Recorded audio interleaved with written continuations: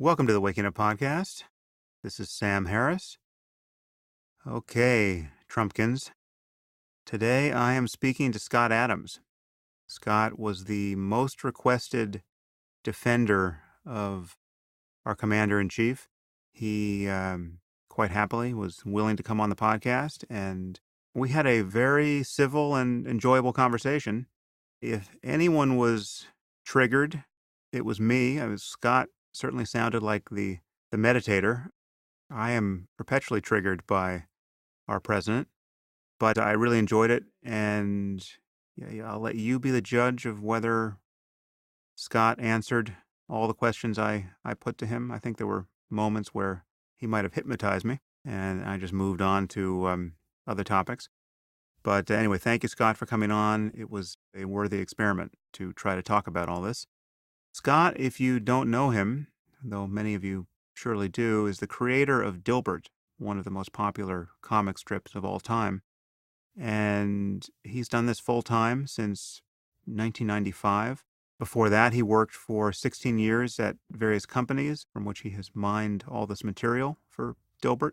And he's written best-selling books about Dilbert, and all his cartoons have been wrapped up. But he's also written a book that I have been reading, which we really didn't talk about at all in this interview, How to Fail at Almost Everything and Still Win Big. And this is a book that is filled with life advice, and it is good advice insofar as I've read it thus far. And he has another book coming out, which really is the substance of our conversation, but that book is not out yet. It'll be out in October.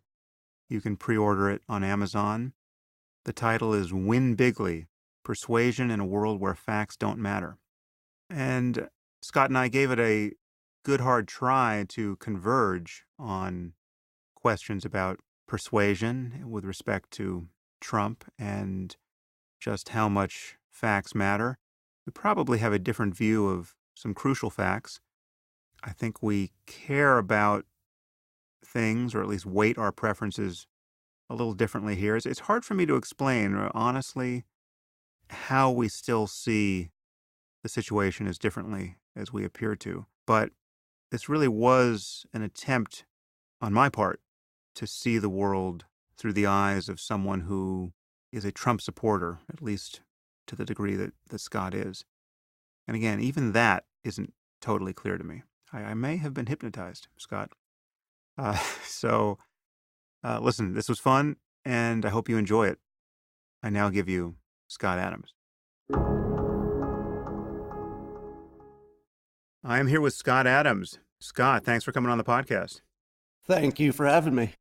Now, you are a very interesting guy who has written a very interesting book that I will have properly described in the intro to the show, and I'll link to it on my website, obviously, and people can get it there. We're not really going to get into your life or your other work unless it becomes relevant to the political discussion we're planning to have. But I'll just tell our listeners that I've been reading your book, that the title is How to Fail at Almost Everything and Still Win Big.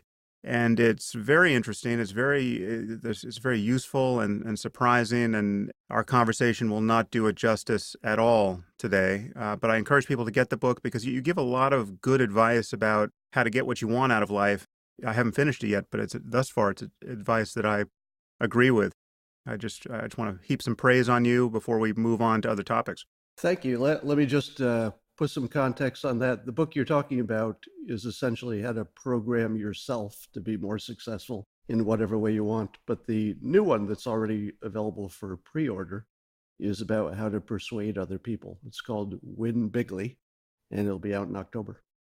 Oh, cool. So now that is a book I'm sure we will be getting some preview of in this conversation, because that obviously relates to what we're going to be talking about. And I'll put a link to that as well on my blog. Okay, so let me just set up this conversation so that everyone understands the context. As our listeners will be quite aware, I've been attacking Trump really since before the election. So it's safe to say I'm not a fan. I'm sure I'll have some more impertinent things to say about El Presidente over the course of this next hour. But I've encountered a fair amount of criticism from people in my audience who like Trump, or at the very least feel that he was the best choice we had for president in 2016. And many of these people have been complaining that I've created an echo chamber here on the podcast because I've only been talking to Trump's detractors. And I certainly can see how they might think that. Although I've pointed out that the people I've been speaking with who criticize Trump have been Republicans for the most part. So the idea that these conversations have been an expression of political partisanship doesn't make any sense. There's really zero partisanship coming from someone like David Frum or Ann Applebaum or me, for that matter, on this topic. Because, for instance, none of what I've said about Trump would apply to Mitt Romney. And I've also never been shy about pointing out all the terrible things about Hillary Clinton. So if it's been an echo chamber, it hasn't been a left-wing one. But in the meantime, I've been asking Trump supporters for months who I should bring on the podcast to represent the other side of the story and to help me recover from this much diagnosed Trump derangement syndrome, which many people say I have. And I appear to have a whopping case of it. And you are the person who has been most often recommended to me. So I just would congratulate you on that score. Well, thank you. There's a lot of pressure on me, but okay. So I want to say one other thing at the outset just to set the table here, because I've been seeing a few crazy comments online from obviously Trump supporters anticipating this podcast and wondering whether or not I would be fair to you. And so I just want to tell you how I view conversations like this and also tell our listeners. And I'm telling you now something that I tell most of our guests. I don't think I've ever left it in an interview. And this is certainly something I tell any guest with whom I'm likely to disagree. I don't do gotcha interviews. My goal is never to get you to say something that makes you look bad. In fact, if at any point in this conversation you put your foot in your mouth or I put my foot in there, you should feel free to take it out and we'll cut that part out. And this could apply to a whole section of the conversation. So if we get onto a topic for 5 minutes and then you say at the end, you know what, that whole bit we just did on racism or whatever, I'm worried about how that's going to make me look. Well, then we will just cut it. So, we can edit as we go if need be. Because my goal is always, and again, this doesn't just apply to you, this applies to anyone who comes on this podcast.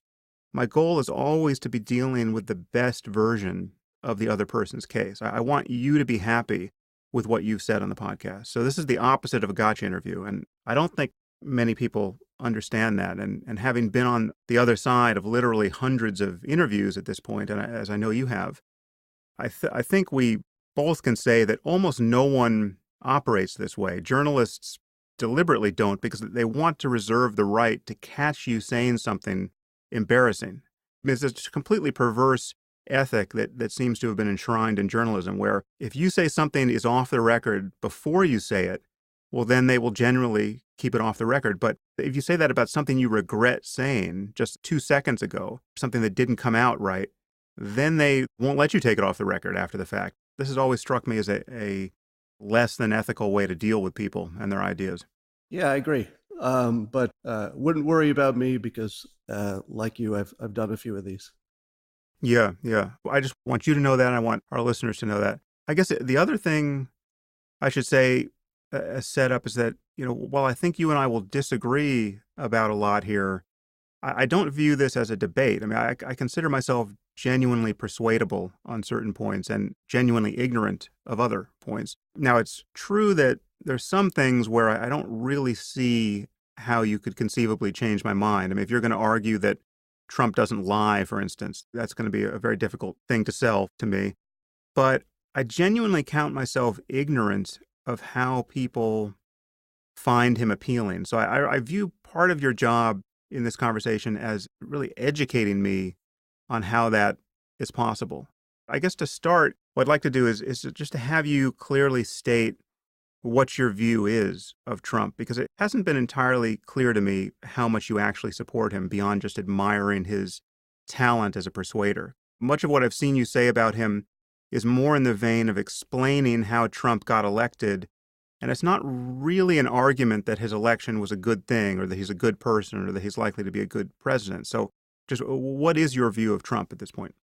Well, I should tell your listeners, first of all, that I have a background as a trained hypnotist, and I've been studying the field of persuasion all of my adult life as part of my job. It's part of what a writer does, part of what a cartoonist needs. So when I saw Trump enter the race, I noticed fairly quickly he had the strongest set of persuasion skills I've ever seen. He has what I call a skill stack, a complementary set of skills that if you looked at any one of those skills, you'd say, well, that's good. That's better than most people, but that's not any world class particular special skill. But when you put them together, they're insanely effective, as we can see, because he's president. He made it, against all odds.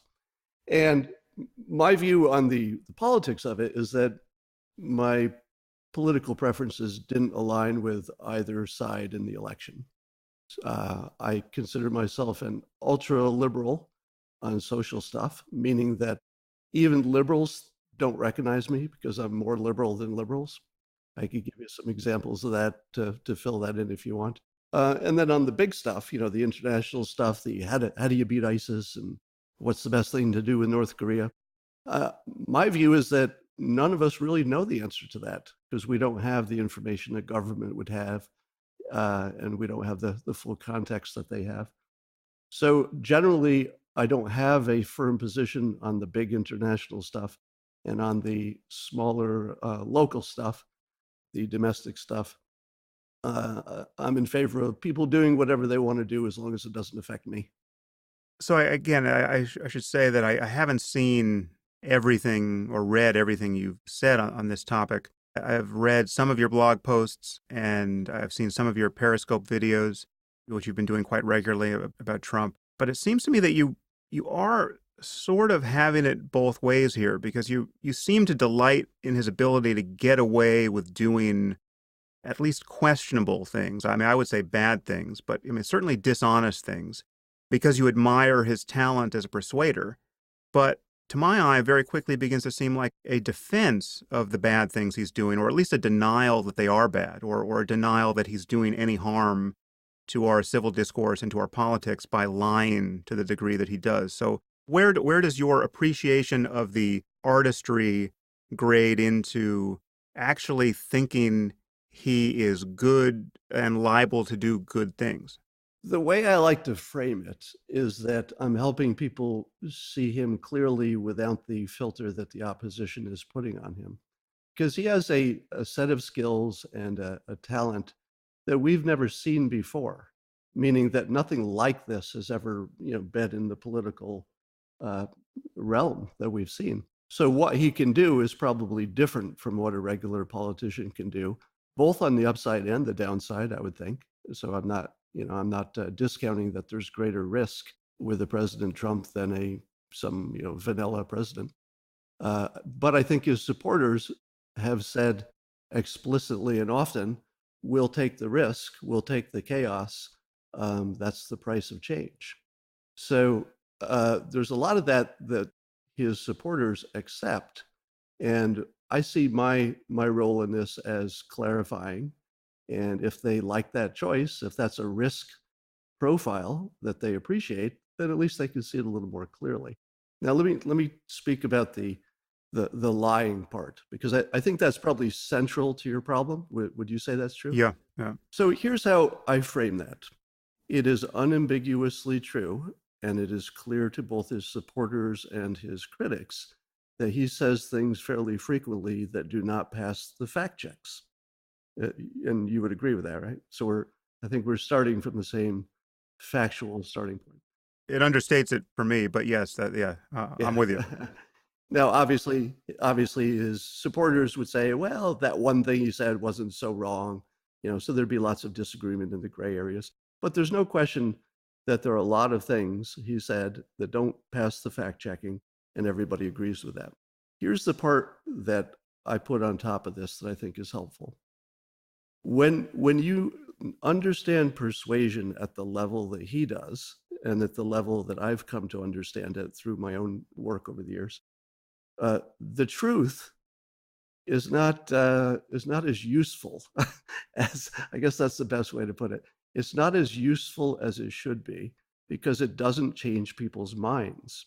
And the job of politics is often to change people's minds, their hearts, their emotions, what they care about, what their priorities are. So if you were to look at the types of things that the president has said that didn't pass the fact checking, and that's the way I'm going to prefer to say it, is they are almost always emotionally true, or they are emotionally compatible with what his supporters are already thinking. So there is an emotional and directional truth to what he does that's independent from the facts being completely wrong. So, for example, when he said there were Muslims dancing on the rooftops or in the streets after 9/11, that does not pass the fact checkers. But it is unambiguously true that his supporters and even his critics would say, I'm a little concerned that there's some people in the Muslim faith who are not as unhappy about 9/11 as they should have been. So, in other words, what he said was technically, specifically, factually incorrect, as far as we can tell, unless something new comes around.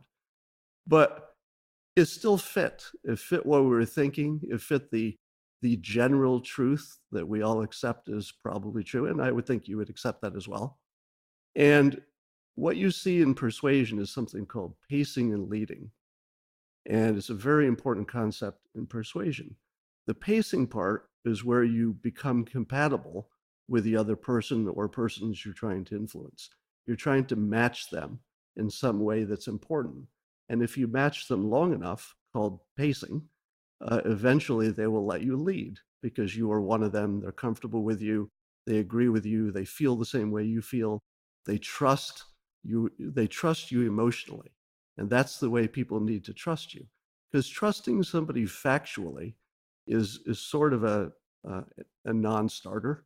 It doesn't help that much, right? But trusting somebody emotionally says, yeah, I can let you do things that even I don't think are right, but I know that you're heading in the right direction. I trust that you have more information than I do. I trust that if you have to pivot because it doesn't work out, you'll do that. Because you and I are emotionally on the same page. We want generally the same thing. Similarly with take immigration.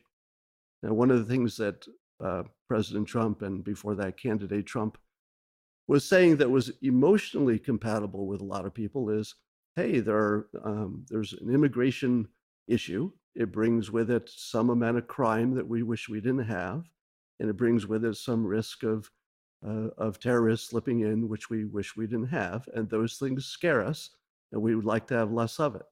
Now, that's the emotional truth that is common to both sides of the conversation, right? That everybody would like less of those things. Now, the way he does it, of course, is with his typical hyperbole of coming in with the biggest first offer you've ever seen, which is, I'm going to ship back, what was it, 12 million people who are undocumented in this country. Now, when you heard it, and when people on the other side heard it, they quite reasonably said, holy hell, there's no way you can do that, first of all. It would be cruel, second of all.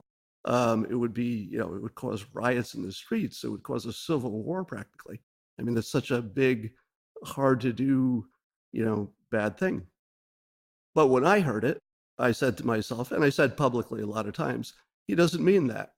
He's taken a big first offer that gives him lots of room to negotiate back. So now, as we watch him as president, and what he's doing is, I guess ICE is rounding up a lot of people who have committed crimes while in the country. After coming into the country, they committed additional crimes. And probably there are some cases, I think almost surely, some cases where ICE, let's say, breaks down a door and there's a room full of people, and three of them have been in a serious gang violence situations. So of course you want to deport those guys. But then there's a couple guys who are just members of the gang who, you don't have any proof they did anything that was another additional crime. But what are they doing in the room? So let's say those two guys get shipped back too, because they're just sort of in that gray area, and they're so deeply into the gray, they're dark gray. Well, you don't have any proof. Now, when people see that story, and I'm sure that kind of story is going to be trickling out in different ways, and people compare that, they contrast it to what they imagined could have happened, which is 12 million people rounded up and shipped home, and they say to themselves, well, I wish we wouldn't deport people who we haven't seen for sure committed additional crime, but that's not so bad compared to what I thought was going to happen. So you see that process in a number of ways. You saw that when he talked about fighting ISIS, he said we're gonna go back to waterboarding and maybe we'll kill the families of the terrorists. And a lot of people said, no, oh my God, you can't do that. That's going too far. There are plenty of good practical reasons why you don't do those things. That he became president. And what did he do? He got pretty tough on ISIS. And I would argue that civilian casualties probably have gone up because of that extra toughness. But we're not, we're not seeing the big outcry because he's been successful apparently against ISIS on the battlefield. So we see this pattern, which he has broadcasted for decades. He actually wrote a book on it, The Art of the Deal, in which he talks explicitly about using hyperbole, in other words, things that don't pass the fact checking, and making big first offers to give him lots of room to negotiate toward the middle. So the thing that his supporters believe that his critics do not is that he is emotionally and intellectually on their side and that he will work out the details when he needs to. So that's what his supporters believe. And I think we've seen a pretty unbroken pattern of exactly that happening. And I predicted this pattern, long before he even got nominated, because he has that skill set. He repeated that pattern often. And it was the only rational thing that I could see, unless he was, unless you imagined he was actually literally insane. It was the only thing I could imagine would happen. And sure enough, it's happening, just as I predicted. Okay, well, there's a lot in there that strikes me as fairly strange ethically. For instance, this idea that he's making this first offer that is extreme, that then he walks back to something more reasonable, and that this is a technique for which he pays no penalty. It's just an unambiguously good technique that his fans recognize. Let me interrupt you. I would never say he doesn't pay a penalty. This is a technique which absolutely, by its design, has a penalty. So in other words, he's saying, this is going to cost me because the fact checkers are going to be over me and blah, blah, blah, but I'm going to do it anyway. I guess I'm emphasizing something else here. It's not so much the lying part or the failing the reality testing part. It's more like if I'm going to say to you, you know what I think we should do? I mean, let's just say this on the podcast. I think we should round up those 12 million people and deport them. If I commit to that position, that's my position. Well, when you unpack that position, that commits me to things which I really must have thought about, or at least am pretending to have thought about, which are fairly unethical. I mean, it gets much worse than what you described. It's not just the fellow gang member or the very close to being a gang member who gets deported along with the convicted killer. It's the mom of an 8-year-old kid who is an American citizen, right? So you have these just families broken apart. And so if I'm going to pretend to be so callous as to happily absorb those facts, like, yeah, send them all back, they don't belong here in the first place. Or if I'm going to take the ISIS case, I'm going to say, yeah, we'll torture their kids, we'll kill their kids, doesn't matter, whatever works, right? If that's my opening negotiation, I am advertising a level of callousness and a level of unconcern for the reality of human suffering all around me that will follow upon my actions that, should I get what I ostensibly want, it's like in these two cases, a nearly psychopathic ethics that I'm advertising as my strong suit, right? So how this becomes attractive to people, how this resonates with their values. I get what you said about people are worried about immigration, they're worried about jihadism. I share those concerns. But when you cross the line into this opening overture that has these extreme consequences on its face, you don't have to think deeply about this, right? These are the things that get pointed out in 30 seconds whenever he opens his mouth on a topic like this. I don't understand how that works for him with anyone. Let me give you a little thought experiment here. We've got people who are on the far right. We've got people on the left. In your perfect world, would it be better to move the people who are on the far right toward the middle or the people on the far left toward the middle? Which would be a preferred world for you? Well, I don't know. Now things have gotten so crazy on the left that is actually a genuinely hard question to answer. But I think moving everyone toward the middle, certainly on most points, would be a very good thing. So, what you've observed with President Trump through his pacing and emotional compatibility with his base is that prior to inauguration day, there were a lot of people in this country who were saying, "Yeah, yeah, round them all up, send all 12 million back tomorrow." When was the last time you heard anybody on the right complaining about that? Because what happened was immigration went down 50 to 70% or whatever the number is, just based on the fact that we would get tough on immigration. And the right says, oh, okay, we didn't get nearly what we asked for, but our leader, who we trust, who we love, has backed off of that. And we're going to kind of go with that because he's doing some good things that we like. And we don't like the alternative either. So this monster that we elected, this Hitler dictator, crazy guy, he managed to be the only person who could have, and I would argue always intended, to move the far right toward the middle. You saw it right in, we can observe it with our own eyes. We don't see the right saying, no, no, I hate President Trump. He's got to round up those undocumented people, like you said early in the campaign, or else I'm bailing on him. None of that happened. He paced them, and then he led them toward a reasonable situation, which I would say we're in. Well, I don't know that I would notice if they were complaining about it. I got to think I'm in kind of an echo chamber, but you might notice it more than I would. I promise you I would notice it because I'm totally, I've got one foot in both sides. And the number of people who are talking about that, even just talking about rounding up everybody and sending it back, just stopped. It's completely done. And by the way, that's a big deal. I mean, he brought a lot of people to his position. Again, whether that was his intent or, in fact, the effect of his actions, I don't know. I mean, there's so much other chaos for people to be complaining about and worrying about. But I take a related point here, which you could be making, which is that there is something else going on. There is the fact that people will follow him onto terrain that is quite different from the terrain they claim to want to occupy.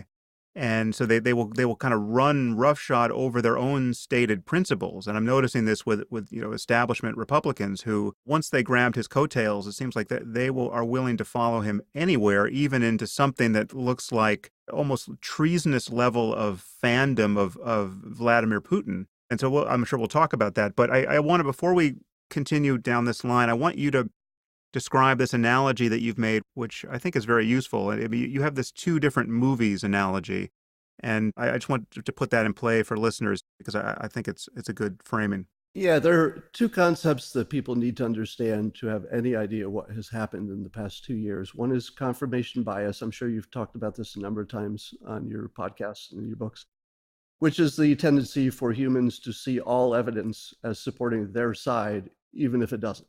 All right, we're all in confirmation bias pretty much all the time. Nobody's immune from it. Nobody's smart enough to see past it. It's just the human condition. The other part that people have to understand is this thing called cognitive dissonance, which I'm sure you've also talked about. And that's the idea that if our mind is set toward a specific reality, especially if it involves ourselves, some self-image, and then we find ourselves doing something or learning something that violates what we're sure had to be true, we just reinterpret what we saw and spontaneously create essentially an illusion, an imaginary world that explains all the things that wouldn't have been explained without that hallucination. So what happened was on November 8th, 2016, there were a handful of people, including me, who saw things going just the way they imagined they would go. Now, that creates no trigger for cognitive dissonance because everything was consistent. I thought I was pretty smart. I thought I could predict what was going to happen. I did predict what was going to happen. But for a lot of the country, they thought this was an impossible outcome. They'd been in their echo chambers and they saw there was just no way this could happen. There are people who have never even met a Trump supporter, much less imagined he could be elected. They looked at the polls. They saw it was 98% likely that Hillary Clinton would win. And then the results didn't go that way. That's a perfect trigger for cognitive dissonance. And I described that election as a cognitive dissonance cluster bomb. And what it did was it split the United States and to some extent the rest of the world into what I call two movies that are running simultaneously on one screen. So if you imagine we're all in the audience, but half of the audience is looking at the same screen that you and I are, and half of them are seeing one movie, and the other half are watching an entirely different movie.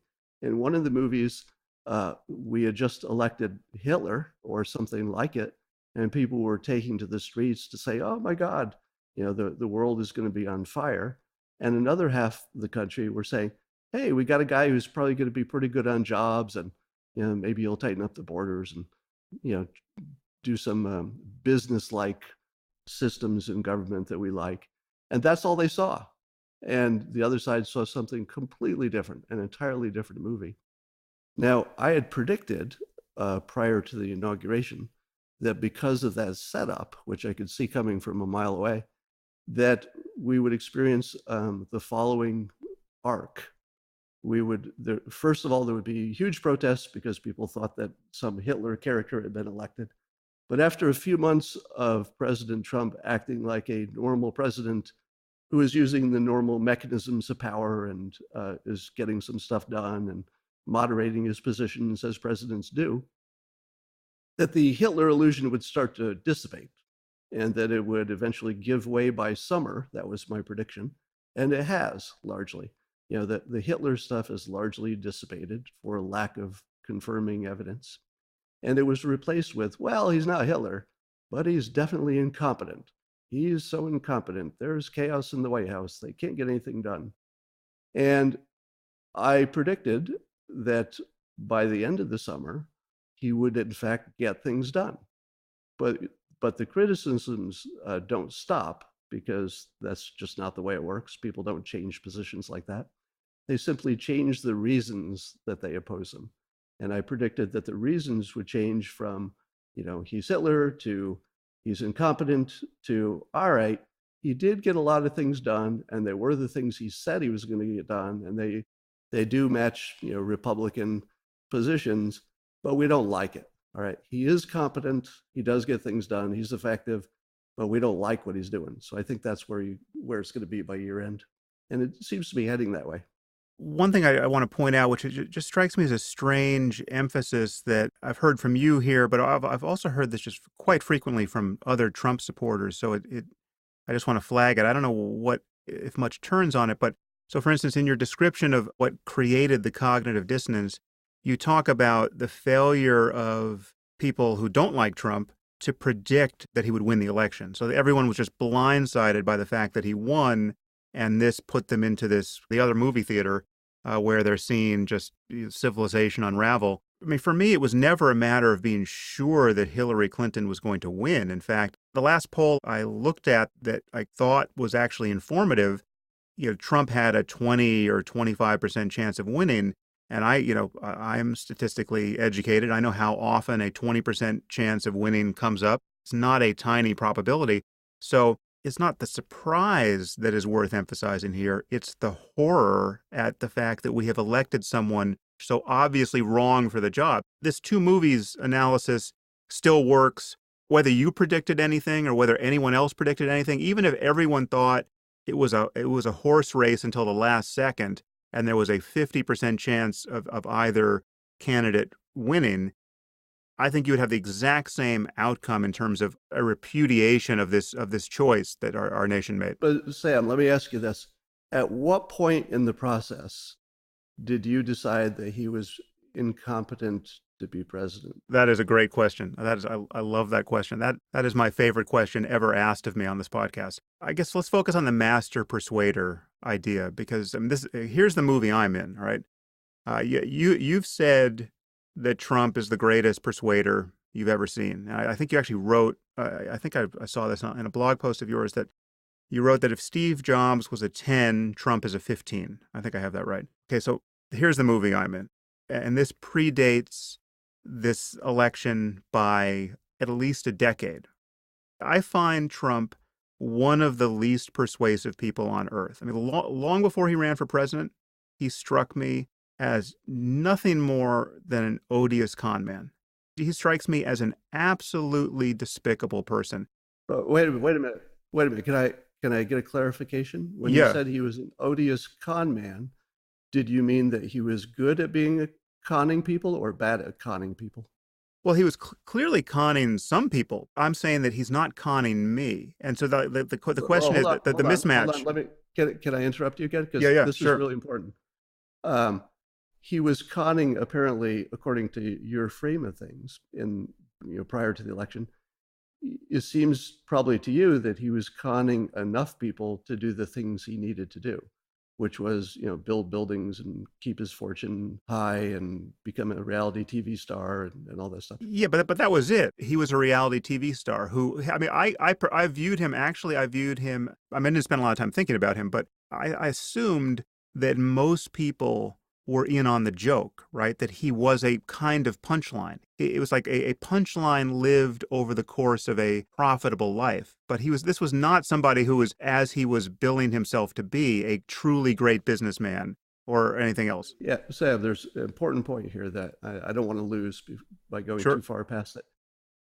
Your understanding of him at the time was that he could con some people, and apparently it was enough of the right people he was conning, to use your word, to effectively do the things he was trying to do. Would that accurately state your opinion? Well, yeah, but the things he was trying to do bore no relationship to becoming president or becoming somebody who's Well, right, actually right. shouldering significant responsibility. No, I agree with that, but we're just talking about the tools of persuasion. And what you just said, if I heard it right, is that even early on you realized he had the tools of persuasion, which you would characterize as a con man, just a different word for essentially the same set of tools. It has more to do with the intention, I guess. But the crucial difference here, again, I'm just trying to describe what it's like to watch my movie as opposed to your movie or the movie watched by half the country. I can see that he must be persuading somebody. I mean, he fully persuaded half the country to become president. But there is never a moment where I find him persuasive. When I look at him, I see a man. I mean, it's really uncanny. It's like I see a man without any inner life. I see the most superficial person on earth. It's a guy who's been totally hollowed out by greed and self-regard and just delusion. I mean, the way he Now, talks about himself is so. It's like, I mean, if I caught some sort of brain virus and I started talking about myself the way Trump talks about himself, I would throw myself out a fucking window. I mean, it's like that barely overstates it. It's like, I mean, you remember that scene in the end of The Exorcist where the priest finally he's driving out the devil from Linda Blair and the devil comes into him and then he just hurls himself out the window to end all the madness? Well, it would be like that, right? yeah, yeah, we've gone full exorcist on this. I'll tell you one of the things that I write about and Periscope about is the triggers, or the tells for cognitive dissonance. How do you tell that you're in it versus somebody else is in it? Did I just give you one of my tells? Yeah, you did. The most classic one is to imagine that you can know somebody's inner mental processes. So if you imagine that in his mind he's thinking this, or in his mind he's hollowed out, or in his mind there's no depth, if you imagine that those are in there, I would say that is entirely imaginary and almost certainly a tell for cognitive Well, no, dissonance. but And it's by the not. way, hold on, Yeah, yeah, let me finish the thought. sure. And the trigger. So what I look for confirmation is there's got to be a trigger, and then the second thing, which is the tell. So I just described the tell, which is describing somebody's inner thoughts that you couldn't possibly know. And I mean, nobody could. Uh, and the trigger, you also described very clearly. The trigger was there's something about his manner, the way he speaks, that bugs the fuck out of you, and that's your trigger. You're just misinterpreting a couple of things here. It's not the way he speaks, and it's not that I'm engaged in a mind reading exercise. it's based entirely on what he says. It is actually the thoughts that come out of his mouth. It's not how he says it, it's what he says. But wait, you said two things that are in contradiction now. You said that he's a con man and always has been, but that the things he said are a good reflection of what he's thinking. You kind of have to pick one.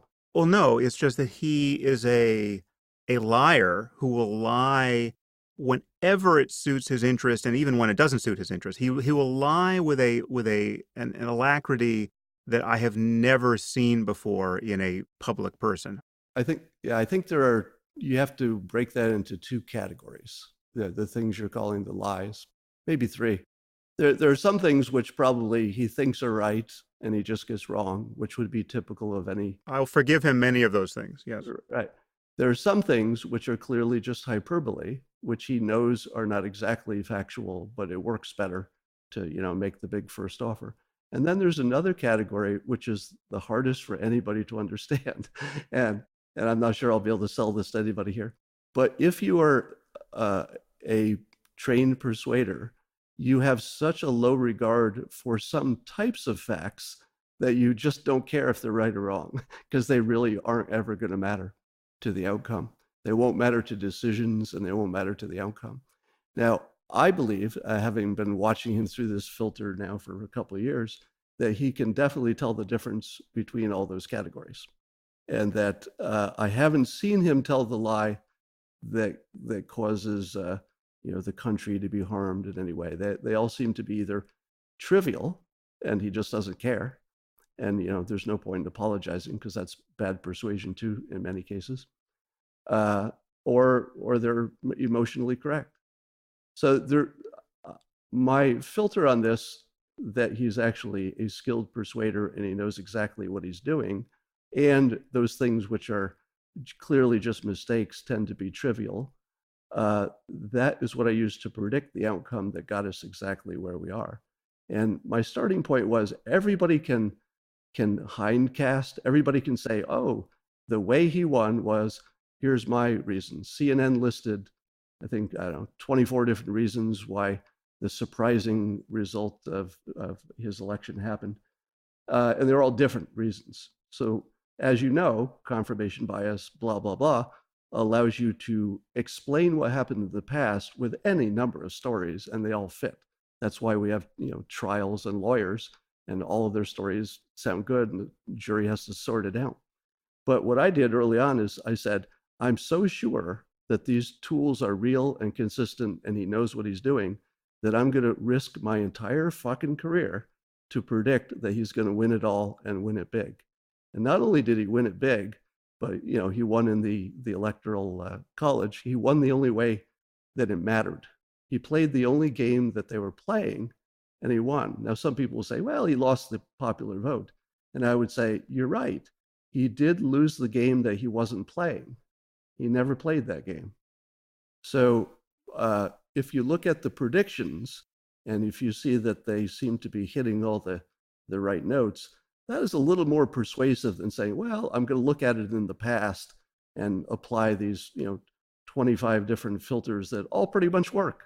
There are lots of different explanations of how things worked in the past. But Scott, the emphasis on him successfully persuading doesn't deal with the fact that what he would be persuading someone toward, or the country toward, may not be a good thing. I mean, so for instance, I think he is someone who is so morbidly selfish. And again, this is not me with a crystal ball. This is me just looking at how he's lived his life, the kinds of things he's done, the kinds of things he says about himself.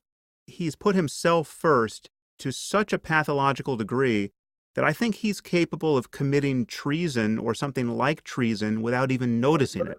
There's no sense at all that he has the public good in mind when he's acting. So the fact that he's a good persuader, even if I were going to grant you that, and there's one thing I want to flag here that you just said that I think is manifestly not true, which is that none of his lies have harmed our society. I think all of his lies have harmed our society. I think the fact that we have a president who lies and everyone knows it, and no one can really trust what he has said until the facts come out, I think that has done immense harm to the world, frankly. In what quantitative way is it would the stock market be at even higher record levels? The stock market Would is would the would wrong metric here. I mean, well would ISIS be reconstituting if he'd been a little more forthcoming? Would North Korea have not have launched that last nuke? What exactly would be the evidence that something he said has actually harmed the fabric of society? the fact that Okay. all of us are talking about politics,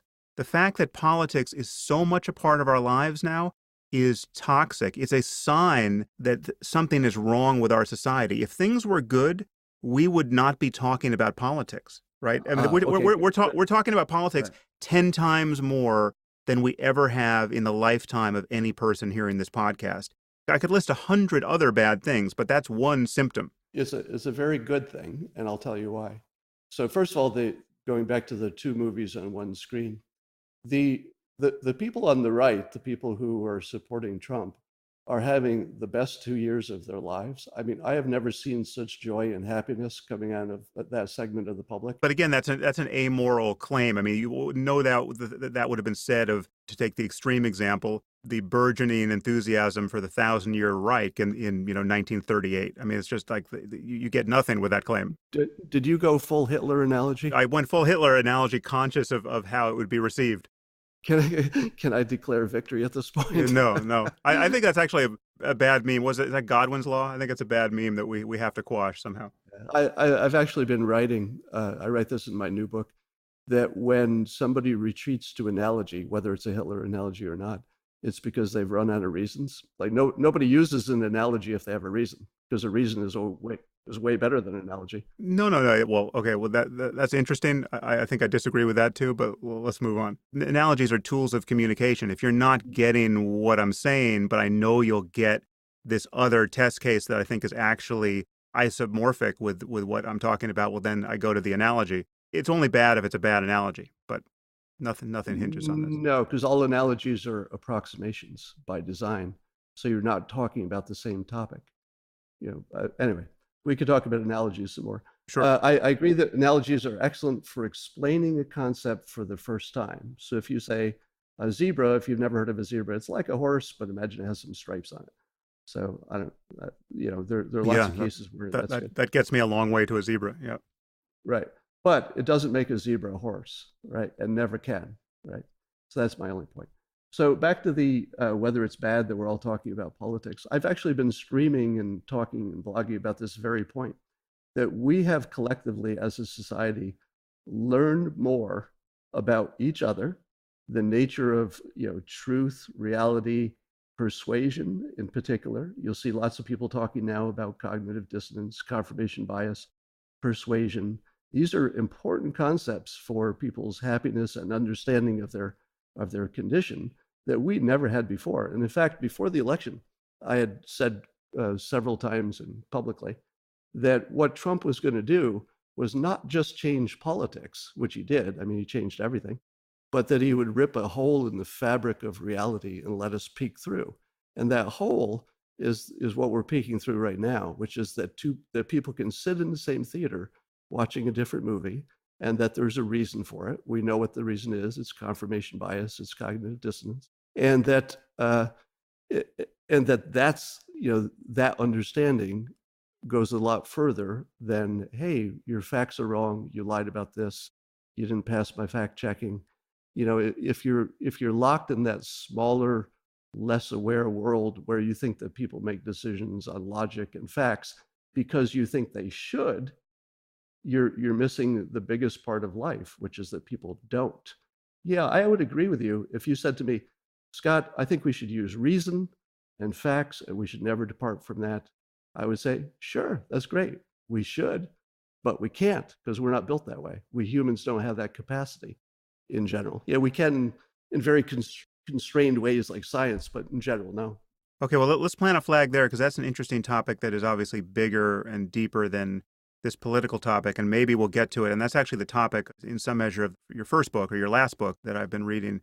And if we have time, I'd love to touch that. But I just want to come back. I mean, again, I have this creeping feeling of confusion or bewilderment that I want you to sort out for me. And it comes down to this two-movie analogy because I don't see how they are actually different movies. I get that In the other theater, the fans of Trump don't care about certain things that are appearing on the screen, and I care very strongly about those things, but I don't get how they're actually not seeing these things, or they're seeing them differently. And I want to take you back just to what you said before when I went full exorcist on you. Well, can I interrupt? Because I think there Sure. have been some news reports recently that said that Trump supporters know exactly, what's true and what isn't, and there isn't that much difference between the two sides. I'll give you an example of, like, this is what the kind of thing that's in my movie. There's literally 100 things I can mention here, but I'll just mention a couple. So it seems to me that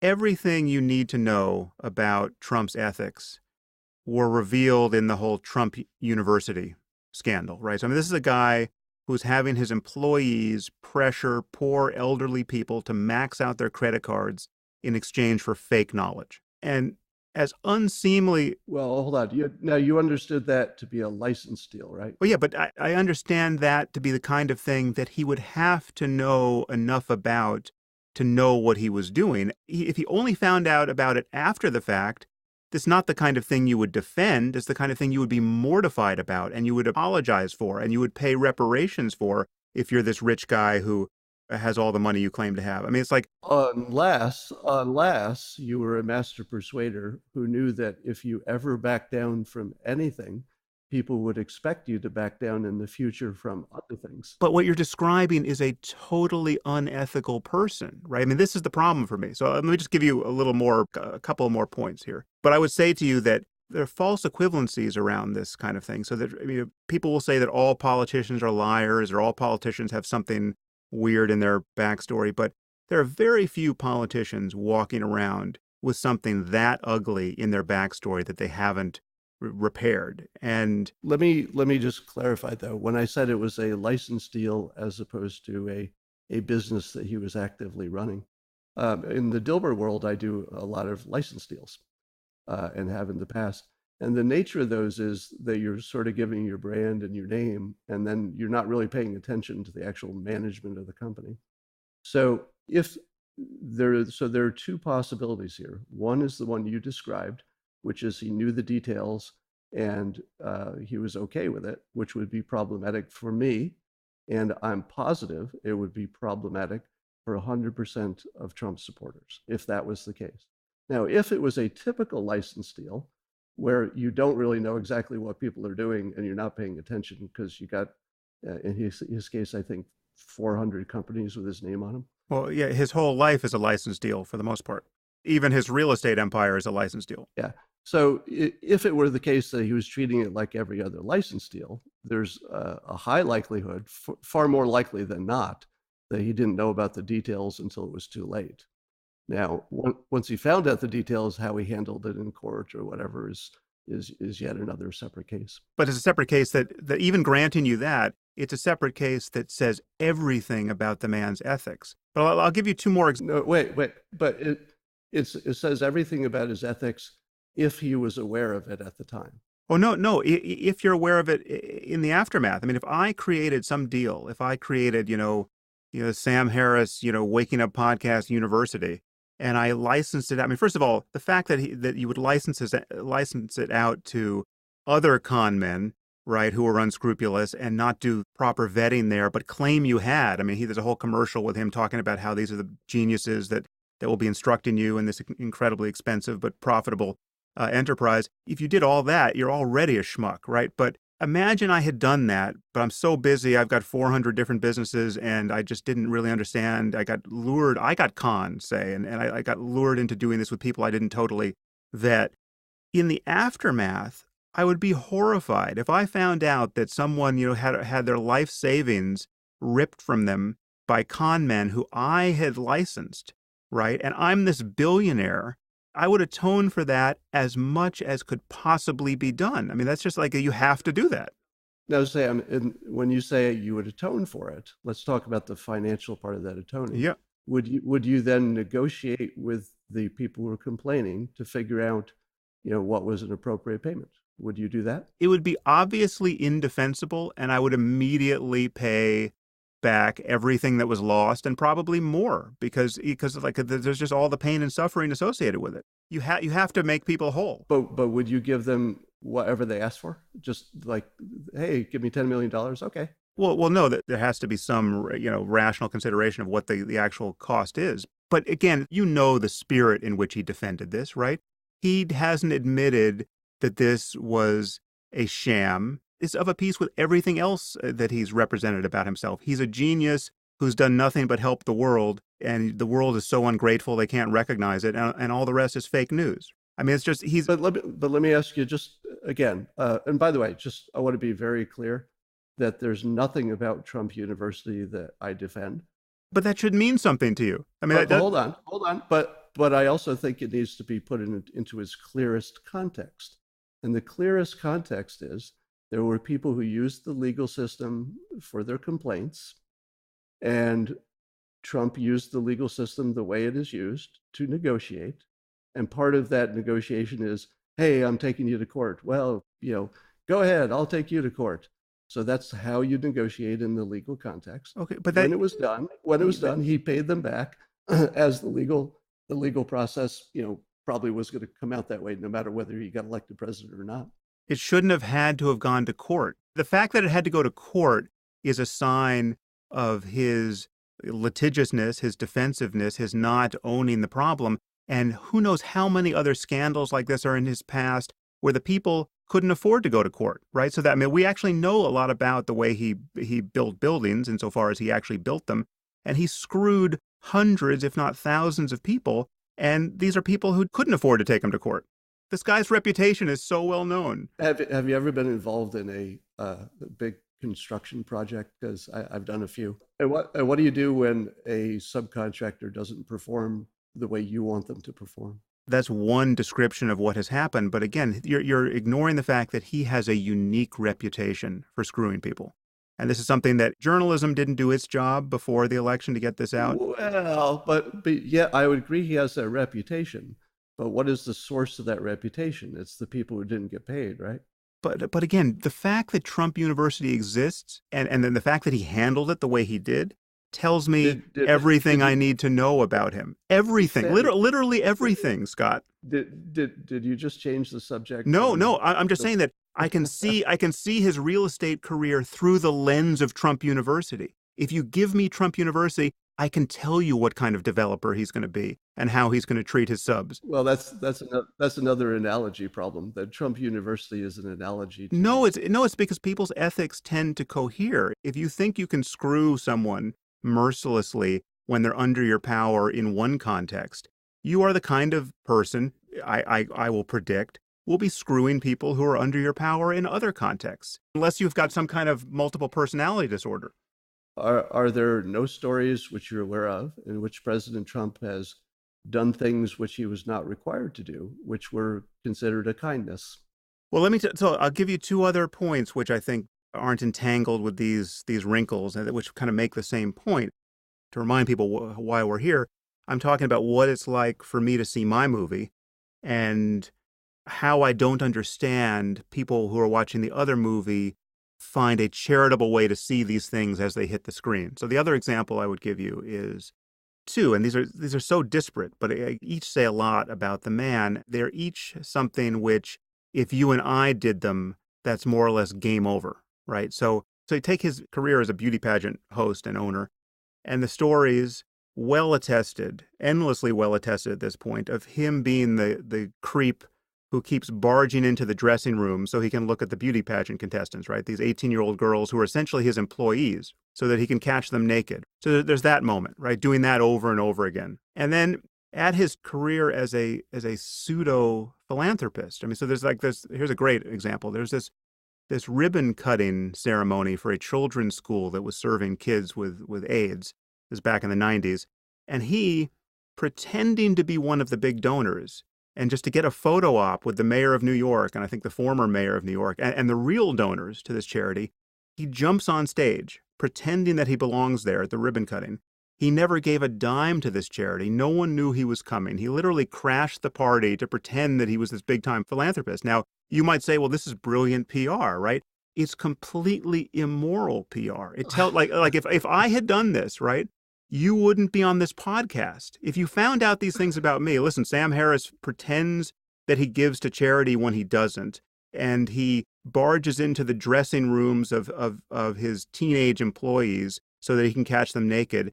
And he's got this thing called Harris University that he had to get sued in order to apologize for. In fact, he never apologized for. Those three things about me, you wouldn't be on this podcast, and for good reason. But yet you're saying you would elect me president of the United States. Yeah, I would go even further and say that if you actually knew the secret life of any of our politicians, we would impeach all of them. So the problem is that it's not true. The people tend to be fairly despicable when you drill down. Do you really think Obama is trailing things of this magnitude? Character flaws, manifest character flaws of this magnitude? Well, I won't name names, but I would say that it would be more common than not common for especially the males to have like sketchy behavior with the opposite sex. Not this level of sketchy behavior. I mean, this is, again, I'm not going to go to the Billy Bush groping tape, which I think is appropriate to. Keep in mind that President Trump's past is far more public than other people's. So you're going to see the warts as well as the good stuff. But let me stop acting like I'm disagreeing with the general claim you're making that he has done things that you and I might not do in the same situation and would disapprove of. I'm going to say that is common and would be shared by Trump supporters as well. But then you seem to give it no ethical weight. Here's the proposition. He came in and he said in these very words, I'm no angel, but I'm going to do these things for you. Now, he created a situation where for his self-interest, if you imagine he's the most selfish, narcissistic, egotistical human who ever lived. He only cares about himself. He put himself in a position where there was exactly one way for any of those things to go right for him, which is to do a really, really freaking good job. And to imagine that he wants to do anything but the best job for the country now that he's in the position, and it's probably also when he was running, is beyond ludicrous. And I would say, okay, stop there, because I will grant you that he cares about his reputation to some degree, and his reputation would be enhanced if at the end of 4 years or at the end of 8 years, more likely, he was described as the greatest president we ever had. I mean, I think he would like that. If you could give him a magic wand and he could wave it in any direction, he would want to leave being spoken of as the next Lincoln or the next Jefferson. And so granted, that in that sense, his interests and the country's interests would be aligned. But there are two problems with that idea. One is there are many ways in which his interests, his personal selfish interests and that of his family, are not aligned with those of the country. And there's real harm to our institutional norms on that basis. I mean, so we have this family functioning like the ruling family in a banana republic now. I mean, they're enriching themselves at every turn. There's endless reports of, the State Department and the Secret Service paying tens of thousands of dollars to stay in Trump hotels. You've got Ivanka hawking her gold bracelet that she was wearing on the first 60 Minutes interview, 48 hours after the election. You got the incessant pumping of Trump-branded properties with taxpayer dollars. I mean, there's no end to this, right? And they're doing deals in dozens of countries. And there are conflicts of interest that they won't even acknowledge. Well, we'll get to Russia. There's this Russia thing, which is clearly not in the interest of the U.S. and may very well be in Trump's interest to, I would say, court again, I mean, I think the word treason, I'm not using the word treason in the technical sense, like I think he'll be convicted of treason, but there's a treasonous level of disregard for the interests of our country in how he has been dealing with Russia thus far and the Russia scandal. Or he's just being persuasive and practical. Both of those filters fit. There's nothing persuasive about being the first president who will openly, without any caveat, just praise and align himself with a dictator of Putin's quality, who has just maliciously targeted our country in a way that is totally unambiguous. First of all, I'm sure that we target other countries so that, the context is we're probably all doing it to everybody else. Again, this is a move into a kind of amoral equivalence, which doesn't make any sense to me because, of course, we seek to influence other countries, but we do it because we actually have our values, right? I mean, like we think our values are good. If we're trying to influence an election in Iran, say, the reason why we think that is legitimate is because we are the good guys there. Now, and I mean that in a fairly deep sense, right? I mean, we are fighting for democratic values and tolerance of minorities, and I agree.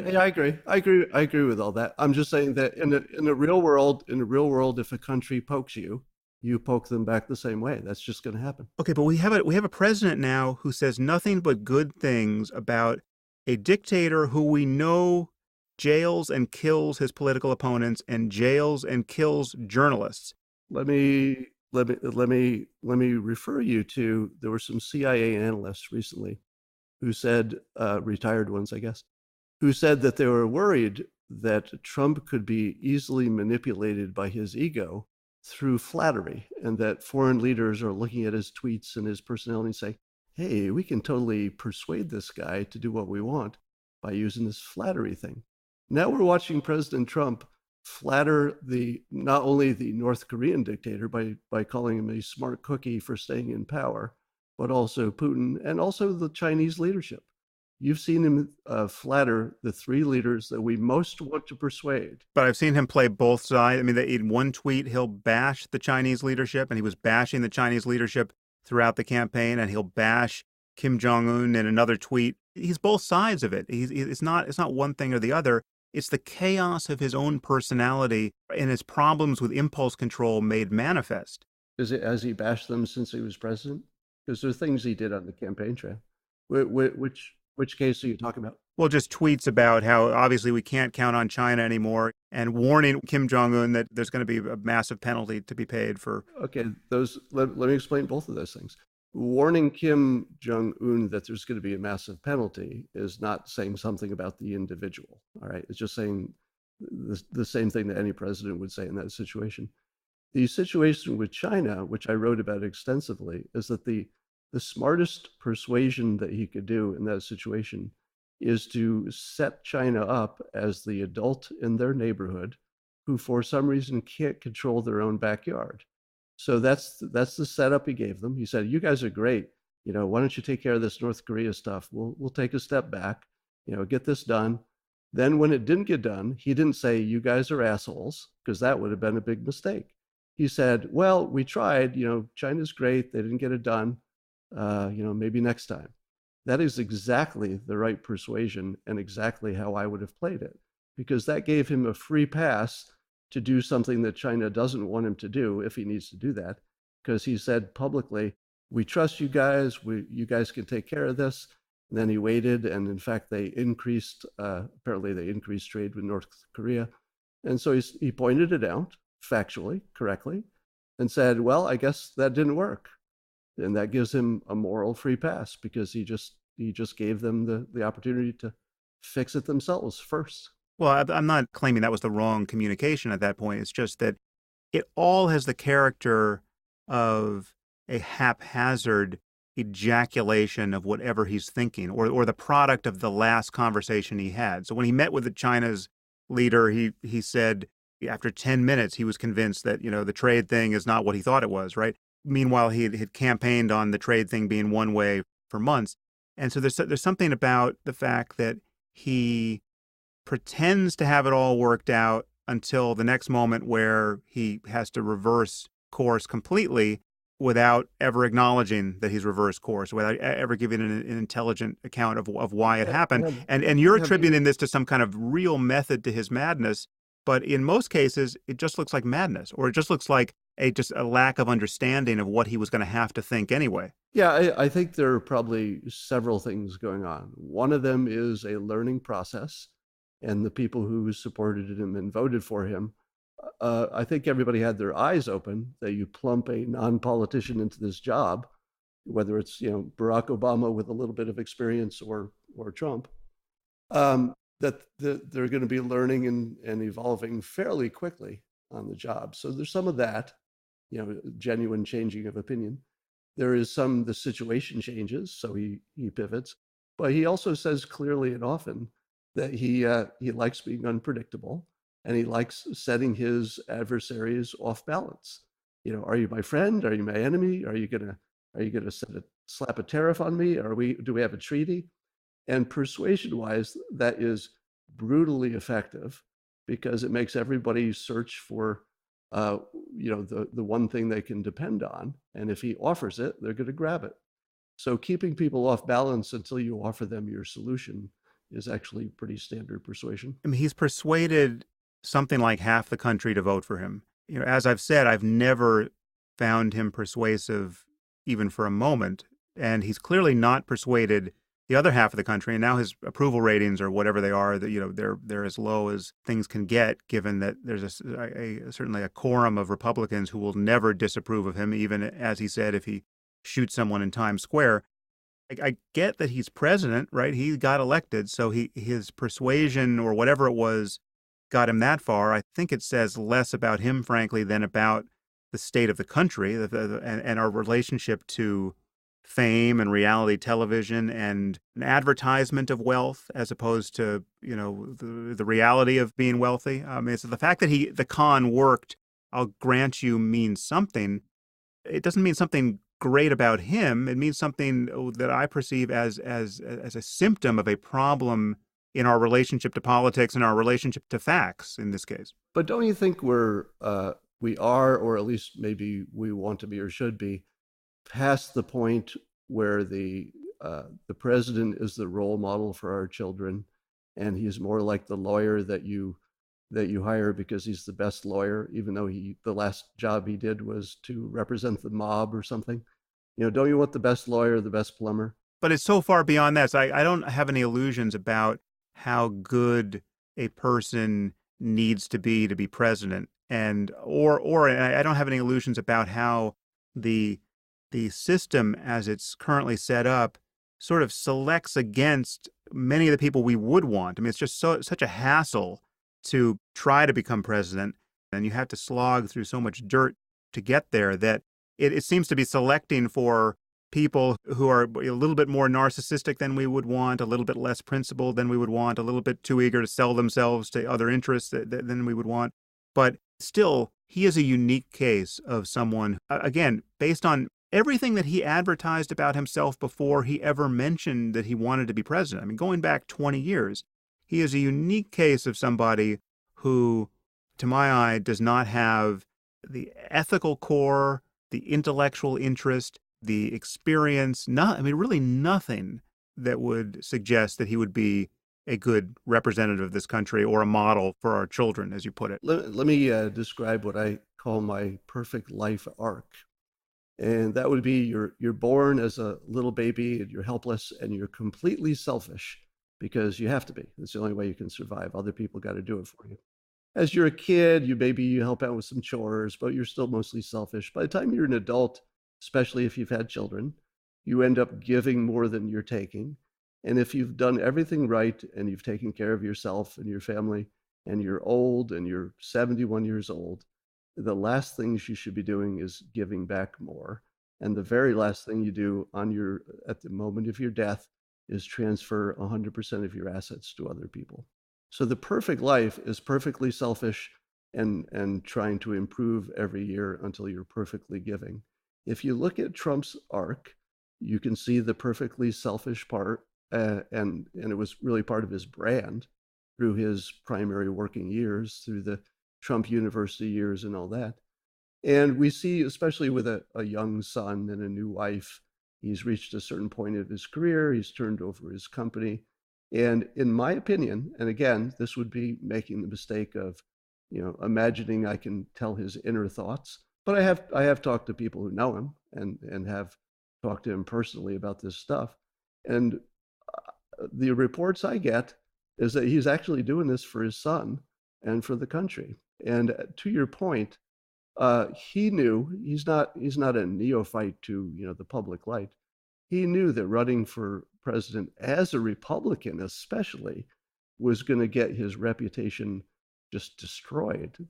The amount of arrows this guy signed up to take is hard to explain in selfishness. If you put the selfishness filter on that, then he's crazy too, because he did something that clearly would be awfully painful for him and his family.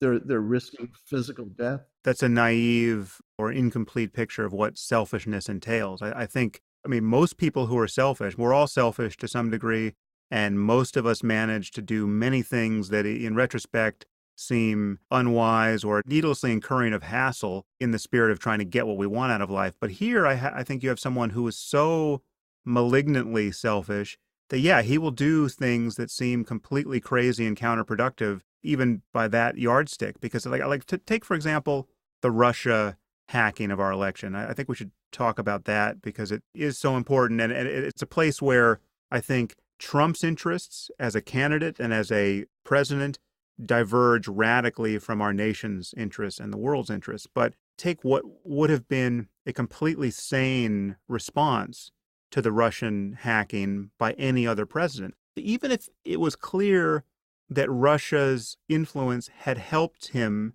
as it is and probably tipped the balance, among other things, that tipped the balance toward getting him elected. We're talking about, in some cases, 70,000 votes. So if anyone was influenced by Russian bots or the Podesta leaks, it was enough to put him over the line.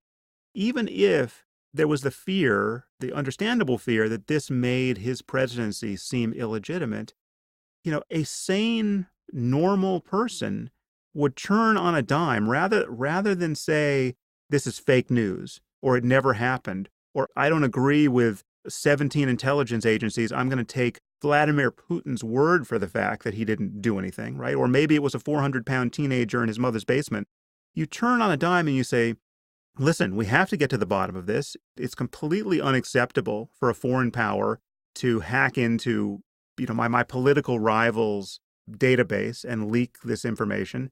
And we're living in a world now where cyber espionage and cyber war, these are among the greatest threats to the smooth functioning of civilization. And we have to get to the bottom of this, and Russia has to pay a penalty for what they did.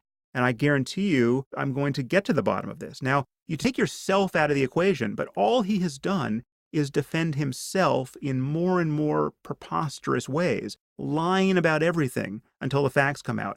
And the thing is, he's surrounded by surrogates who are forced to do this as well. Everyone is forced to compromise themselves trying to make sense of his latest lie or his latest tweet. Yeah, let me put some context on that as well. So I think you'd agree that the credibility of the presidency matters, and that a president, whether it was President Trump or any other president, who came into office and knew it wasn't really going to change. In all likelihood, he will serve out his term. I think you'd agree. Yeah, more likely than not, right? Well, at this point, I don't know if it's more likely than not at this point, but I would grant you, as of a week ago, it was much more likely than not. All right. So under those conditions, the country is best served by feeling that their president is legitimate, right? So whether we like that or not, the fact is that we are best served by thinking that he's legitimate enough to do the job. Secondly, he has a lot of competing things he has to balance. One is that you can't let Russia get away with this. And the second is you can't piss them off when you need them as much as we need them right now. So those are two competing things. My assumption, and you can test this against your own assumption, is that we're not letting them off the hook, and that we're going to fuck them as hard as we can through the CIA. And through the CIA, we're probably going to mess with their cyber. We have probably... The CIA that you just publicly said you don't trust to analyze the situation? Rather, you trust Putin, and then you send out a tweet which says we're going to form a joint cyber command with Putin to figure out how to deal with cyber. It's insane. It's not principled. It's not strategic. It's just a madman on Twitter. But let me ask you this. Do you think it is likely or unlikely that our intelligence agencies are planning or have already responded forcefully? Well, I certainly hope that's the case, but I'll tell you what is also likely, or in fact certain. But if you don't know, why do you think he's not doing his job? The very best way to play this, in my opinion, would be to publicly support Putin the way that Putin is, publicly saying they had nothing to do with the election, while under the hood, Putin probably did have much to do with the election, and Trump is probably fucking him as hard as he can under the hood. But he's fucking himself too. Don't you understand? He's been fucking himself this whole time because he has so alienated our intelligence apparatus. We have career service intelligence people who are risking their careers and in some cases probably risking prison time, leaking against him. So all of these leaks that are coming out of our intelligence services are illegal, and they're being provoked by the fact that he's taken the wrong side in a geopolitical contest against a known adversary. Well, I just told you that in all likelihood, he's doing exactly what we want him to do, but we wouldn't know what's happening with the intelligence services, what's happening in cyber. We wouldn't know. But we know about the leaks against him. We know about how much chaos is being caused over this Russia investigation and how it's being dragged out and how everyone's lying about it. I mean, this is a disaster. So we've been watching for 2 years as the so-called mainstream media has painted him as a crazy Hitler. So it is perfectly understandable that the intelligence agencies, just because they're human and they happen to be on his side and they have been convinced that he's a monster that needs to be taken out, that all makes perfect sense to me. Wait, it makes perfect sense to you that he would, I mean, just take the tweet of, now it's probably 10 days ago, where he tweeted that there'll be a joint U.S.-Russia cyber alliance to figure out, how to protect us going forward from cyber espionage. And people immediately joked, yeah, when is the ISIS-U.S. alliance going to protect us against terrorism? And then he tweeted, an hour later or a day later, essentially, just kidding, or of course it's impossible, but still we got a ceasefire in Syria. You are describing those kinds of things as the actions of a master manipulator or persuader, but these are so obviously counterproductive. I mean, yes, they're destabilizing. If you're going to, as a general rubric, let me tell you what I think happened, as in the most likely explanation for those things which you just described. Now, one explanation, and again, any explanation fits the past, so that's always dangerous stuff. So your filter on it fits, which is he's crazy, unstable. He sends one tweet that doesn't make sense, and then another one that cancels it out. So the filter that says he's crazy and unstable and whatever fits those facts. Here's another one that fits. He tries a lot of stuff. He does a lot of A/B testing, including with the public. He probably thought about this idea and wondered if there was some way in which we could work together without creating any unnecessary risk. It took probably 24 hours for the people who do this stuff to say, no, there is no way to do that, even though maybe commonsensically it seems like there might be, some corners, some parts in the margin that we could work together. If we did, we wouldn't want to tell the public and we wouldn't want to do anything important. So then he says, well, we talked about it, but it can't happen and it won't happen. That's what his second tweet said. So to me, that fits the filter as well. A person who was open to an idea that was out of the box, which is why his supporters support him, because he does think out of the box in part. He considered it for a day. He got expert advice. It didn't make sense. He told us. Is that as crazy as it sounds? I mean, the problem is, Scott, everything fits that filter. I mean, if he takes his pants down in the rose garden and starts screaming, that will still fit the filter. He tried something, he's A/B testing, he's destabilizing everyone. Look, everyone's talking about that and not the oil pipeline he just rammed through or the climate change agreement he just canceled or whatever. And you could always do this post hoc, look, it's all theater and it's working for him until he's impeached. Only impeachment would be a counterpoint here. Let me agree with you as hard as I can, because that's the same point I was saying, that you can always explain the past with a variety of different filters, as we just did. That's not true of everything I'm saying. There's no explanation of him as an actually ethical person, as an actually honest person, as an actually well-informed person that you can run through the data.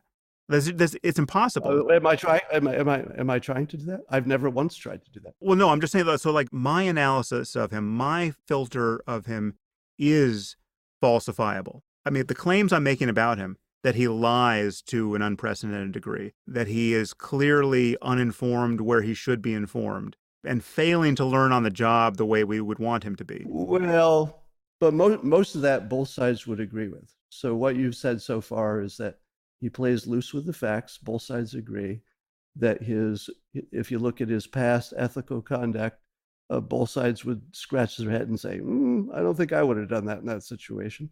So we're in complete agreement on those things. But he also said, I'm no angel, and I'm going to do for you, the country, what I've done to make myself so rich and successful. And by the way, it's a pretty public job, and you can watch all along the way. And by the way, I've been lying about how rich and successful I am by a factor of 10, and that's why I'm not releasing my tax returns. But I'll bet he's worth $10 billion now. Yeah, well, that's proving my point. I mean, that's the horror of the situation. He managed to make good on the con to make it a non-con in the end. Really, I will grant you that. But again, and that is exactly the skill set which he explicitly promises to use on our behalf, just like a lawyer is. But it's not on our behalf. Take climate change, right? This is not on our behalf if you think climate change is a problem, right? And if you don't think climate change is a problem, if you think you are your own climate scientist because you did some Google searches, well, then you've just migrated away from a fact-based discussion about reality. And this is not good for the country that we have a president who's done this. Take InfoWars. We have a president who has dignified Alex Jones as essentially better than, not only equal to, but better than the mainstream news media, right? And Alex Jones is someone who's been telling the world that the Sandy Hook massacre was a hoax so that Obama could come take our guns away. Absorb the ethical implications of that and the experience of the parents who are getting death threats for having faked the deaths of their children. And you've got Trump sitting down with him as though he's Ted Koppel. It's insanity that we have a president who is behaving this way, and you're painting it as something that is just has no cost. Right? It's not only has no cost, it's probably a good thing because it's in our interest. No, you remember I interrupted you the last time you said no cost. I'm explicitly saying it has a cost. It has a cost to him reputationally, you said. It's a bad thing for everyone that Alex Jones has the president's ear. It's insane. And take climate change. Well, what's your view of, forget about what you think about whether the climate change agreement we walked away from was going to do much of anything. We couldn't debate that. But in terms of the importance Isn't that, but that debate's largely over, right? It turns out that when people looked at the climate agreement, that it didn't do much. It just cost a lot of money. The narrow focus on that agreement is not the thing. The focus is on getting the entire developed and developing world on the same page, that we have to address a global problem that no nation can address on its own. All right, but let's just look at it one part at a time. He famously called climate change, or climate science, I guess, or global warming a hoax. Yes. It turns out that the agreement, the centerpiece to the whole discussions, was closer to a hoax than a useful agreement. I would say that characterization was still hyperbole. It was more like an agreement that didn't do much as opposed to an actual hoax. But we had been sold, I know I had been sold, that agreement would actually do something. Well, no, you're equivocating on what is the hoax here. He said that climate change is a hoax. That like the consensus. We'll get into that next. Yeah, that's forget about the agreement. The problem is we have a president who will say things like climate change is a hoax cooked up by the Chinese to harm our manufacturing base. Well, hold on. Now, if you assume that he is underinformed and is in the process of becoming more informed, then I would say that he's doing the smartest thing I've ever seen a president do. And I know you're going to hate that because, I talk about in the book you're reading, I talk about systems being better than goals. One of the systems that apparently is coming out of his administration from the EPA is the idea of this red team, blue team discussion on climate science, which would have the benefit of educating the public. And here's the brilliant part. If it turns out that the consensus of scientists are spot on and everything they're saying, we should have listened to them harder, this red team, blue team thing is gonna surface that, and it's going to allow the administration, including President Trump, to side with science once it has been completely communicated and vetted in a way that the public and the administration can understand. Because the alternative to that is for him to pretend he understands what science is saying. And I think that is the big dope trap that any of us think well, in your case, maybe you can understand the science, but the average person, doesn't have any hope of looking into this field and penetrating it. But they don't have to. The point is it's not our job to vet all of the specific sciences that the scientists working in that field are doing nothing but vet themselves. And so when it's like people do things with climate science that they would never do with oncology or with anything else. It's like you're not an oncologist, right? And when 97% of oncologists say that smoking causes lung cancer, you wouldn't be tempted to go on the internet and after an afternoon of Google searches, come to your own opinion about whether smoking causes lung cancer. That's not a move that people tend to make because for whatever reason, that's just not what people are politically divided about. Let's use another example. Let's say the government's food pyramid, 20 years ago. Yeah, that's a famous area where the science is unsettled and also where the incentives to do science, where everyone's, you got the Sugar Council doing their own science. I mean, it's basically like big tobacco funding their own research. So you would say that there are examples in our common experience in which the experts who had some career-related incentive to fudge things and fooled us for years that the consensus was right when in fact it was completely a hoax. Would you agree with that statement with the food pyramid? With food, I had Gary Taubes on this podcast, which proved to be surprisingly controversial. It's amazing how heated people get over this issue around food. But I would grant you that in the area of diet, and I'm sure that probably there could be some other areas we could think of, the consensus is unusually confused and has been for decades. And there's a lot to do to untangle the sources of people's confusion. And undoubtedly, there are bad incentives and poor research getting involved. But again, the cure for that is clearly more science. It's not a non-scientist getting a vibe by putting his finger to the wind or doing some internet research. But that's a straw man because there's nobody who's opposed to more science. But that's not true. Because this red team, blue team thing, this has already been done in the science. When you're talking about whether climate change is an issue. No, the red team, blue team thing, as I understand it, is a military process. Yes. Which does not have an exact analog in peer review or anything like that. So it would be on top of the science. But my point is, you're taking something from science about which there is very little controversy, and whatever controversies surround it, it's at the margins. It's not about this basic issue, right? Well, if that's your statement, that there's very little controversy, can you point to the economic model that tells us both the costs and benefits and when we should invest and what way we should invest to deal with climate? The economic model is the one that tells you what to do, how hard to do it, and when to do it. The science doesn't. Yeah, well, I mean, the economics of it are obviously important to get as right as we can get them. And this is one of the real travesties of Trump's messaging here. I mean, Trump is talking about bringing back coal mining. Trump is the kind of president where Elon Musk has to resign from his advisory council for how embarrassing it is to be hitched to him.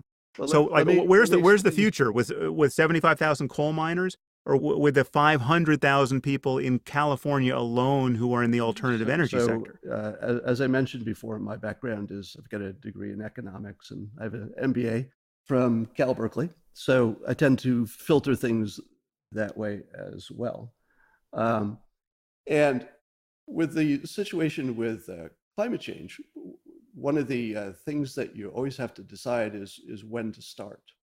And I had the same situation with my house. When I built my house, I had to decide whether to put solar panels on the roof. Now, they said, if you put these panels on, they'll pay for themselves in 7 years or whatever it is, 15, whatever. And I said, well, that's a terrible deal. Do you know why it's a terrible deal that I would spend some money and it would definitely pay back in 15 years? The answer is because if I waited 3 years to install these things, the cost of installing them would drop so much that I could pay for them in far less time. So economics is not always, hey, there's a bad thing coming, so we have to do, some obvious thing right away. Lots of times it's more nuanced than that. Sometimes the best thing to do is to wait for your technology to improve, your visibility on the situation. Yeah, but then you have to improve the technology. But here we have a Let me president who's finish. cutting funding into basic R&D Let science. me finish on the coal. The economist's way of viewing this stuff is that when the economy in general is doing well, which almost entirely means jobs, jobs equals the economy for the most part, um, that you have the freedom, the flexibility to solve whole kinds of problems. It's if your economy is doing well, you can do healthcare. That saves people. If your economy is doing well, your military is strong. That saves people. So, so to say that having coal might, or even reducing research, which seems like a bad idea to me too, um, that those things have this straight line negative impact into the future is just ignoring everything that economists know, which is that building a strong economy, and jobs is a big part, gives you all kinds of options. It's a better system. But there's only 75,000 jobs in the entire coal industry. There's not even that many coal miners. It's everything. I mean, this is talking about people working in the back office, and there are tenfold that many jobs, nearly tenfold that many jobs in clean tech in a single state, right? I mean, everything is backwards here. No, We no, should no. be. Here's the persuasion filter on this. Do you remember before the inauguration when Pence and Trump went off to try to claw back those jobs from Ford and Carrier? And then, it sounded like they did, but then the news came out, well, maybe that wasn't really what we thought it was. But what Right. happened was they did what I call the new CEO move, new CEO move. And that is before anybody even, catches a breath, on your first day, you make some big changes that essentially brand you for who you are. That was their way to brand them as we're going to do anything to keep jobs in this country. That is the sort of psychology that drives an economy. Because if you think things are going to be good tomorrow, you invest today. And it turns out that's all it takes for a good economy. So the psychology of the economy, President Trump and Vice President Pence have absolutely nailed. And you can see that in consumer confidence. You can see it in the stock market.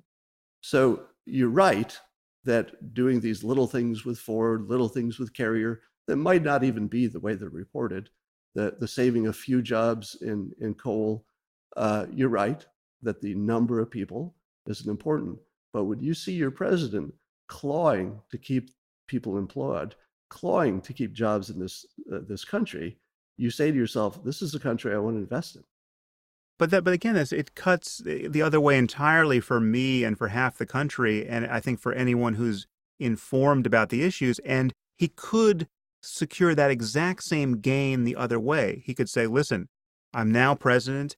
I understand both how dangerous our situation is with respect to climate change and how much opportunity there is to make trillions of dollars if we seize this opportunity. Do we want China to be building all the clean tech, or do we want to build it?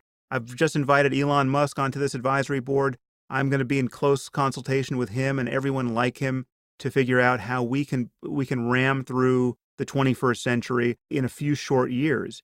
And yes, there are coal miners who will lose their jobs, but there are 75,000 of them, and we can easily retrain them or find some other way to compensate them for the loss of these jobs. But clearly the future is in getting our power from sunlight and in breathing clean air, not having tens of thousands of lung cancers and people dying from emphysema needlessly in our cities because we can't figure out how to transition to electric cars. I mean, forget about climate change. You could sell this entire thing on the basis of clean air. But no, we have a president who is gutting the EPA, right? We have a president who is, contrary to what you're saying, not seizing the economic opportunity.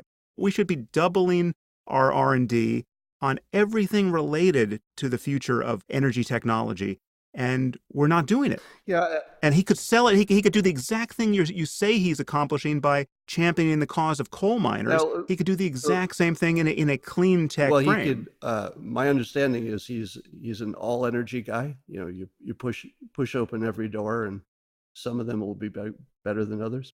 So, first of all, I agree with you. There should be more emphasis on the future for all of the domains. And you should be talking more about technology for healthcare, for, you know, Everything. housing, everything. Yeah. So I'm 100% on board that there's too much attention on the past and not enough on the future. But I would say that his approach of giving attention to both to the extent that he can isn't crazy. But he can't. Again, it's a zero-sum contest between the past and the future here. Elon had to leave because it was such a scandalous association at that point. I perceive Elon as taking a significant personal and business risk by leaving because a lot of his business is based on government contracts. Trump could screw him. If Trump, who is this famously vindictive guy, if Trump decided to see his departure as a personal affront, he could say, well, I'm going to do whatever I can behind the scenes to make sure the Air Force doesn't launch any satellites with SpaceX anymore, right? We're going to do it. We're going to find some other way to do it because, Elon screwed me publicly. That was a principled stand he took because everything that was coming out of the administration was so beyond the pale. Maybe. I would say that it was more of a branding decision coupled with the fact that he's already running two or three companies. And the last fucking thing he wanted was to attend meetings in Washington where absolutely nothing happened. No. There would be nothing better for him to have been riding shotgun on a presidency that was actually getting the points and connecting the factual dots with respect to climate change and the opportunity for clean tech. I mean, that would have been fantastic for him. Let me ask you this. How would you feel, hypothetically, if this red team, blue team comes up with a conclusion that matches your own, which is, hey, it turns out that the consensus scientist was right. And now we've finally communicated it in a way that even the government can get on board and say, yeah, this is some kind of problem we have. Suppose it came out that way, and then President Trump said, all right, we're going to change a few things now that we've confirmed this, but we still don't have an economic model. So as long as we're hedging, I'm going to do everything I can to keep the economy working because that gives us the most options in the future. Would that be crazy? At this point, the concern is, and I'm going to have some climate scientists on the podcast to really spell out this case, closing every conceivable loophole at some point. But the concern among many climate scientists is just when is it too late to grab the knob and twist it in the right direction? I mean, we are playing this out over now the course of a full generation when we had many of the facts in hand decades ago.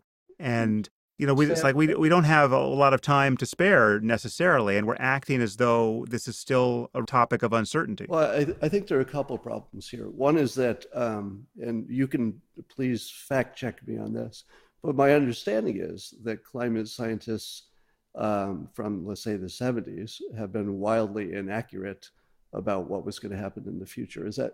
Before I make my next point, does that pass the fact checking or no? I'm sure there are predictions that have not come true, as are the case in any science, but I don't know if the preponderance of what was being said in the 70s is now considered to be inaccurate. My understanding is that the people who were studying this stuff thought we were entering a global cooling period.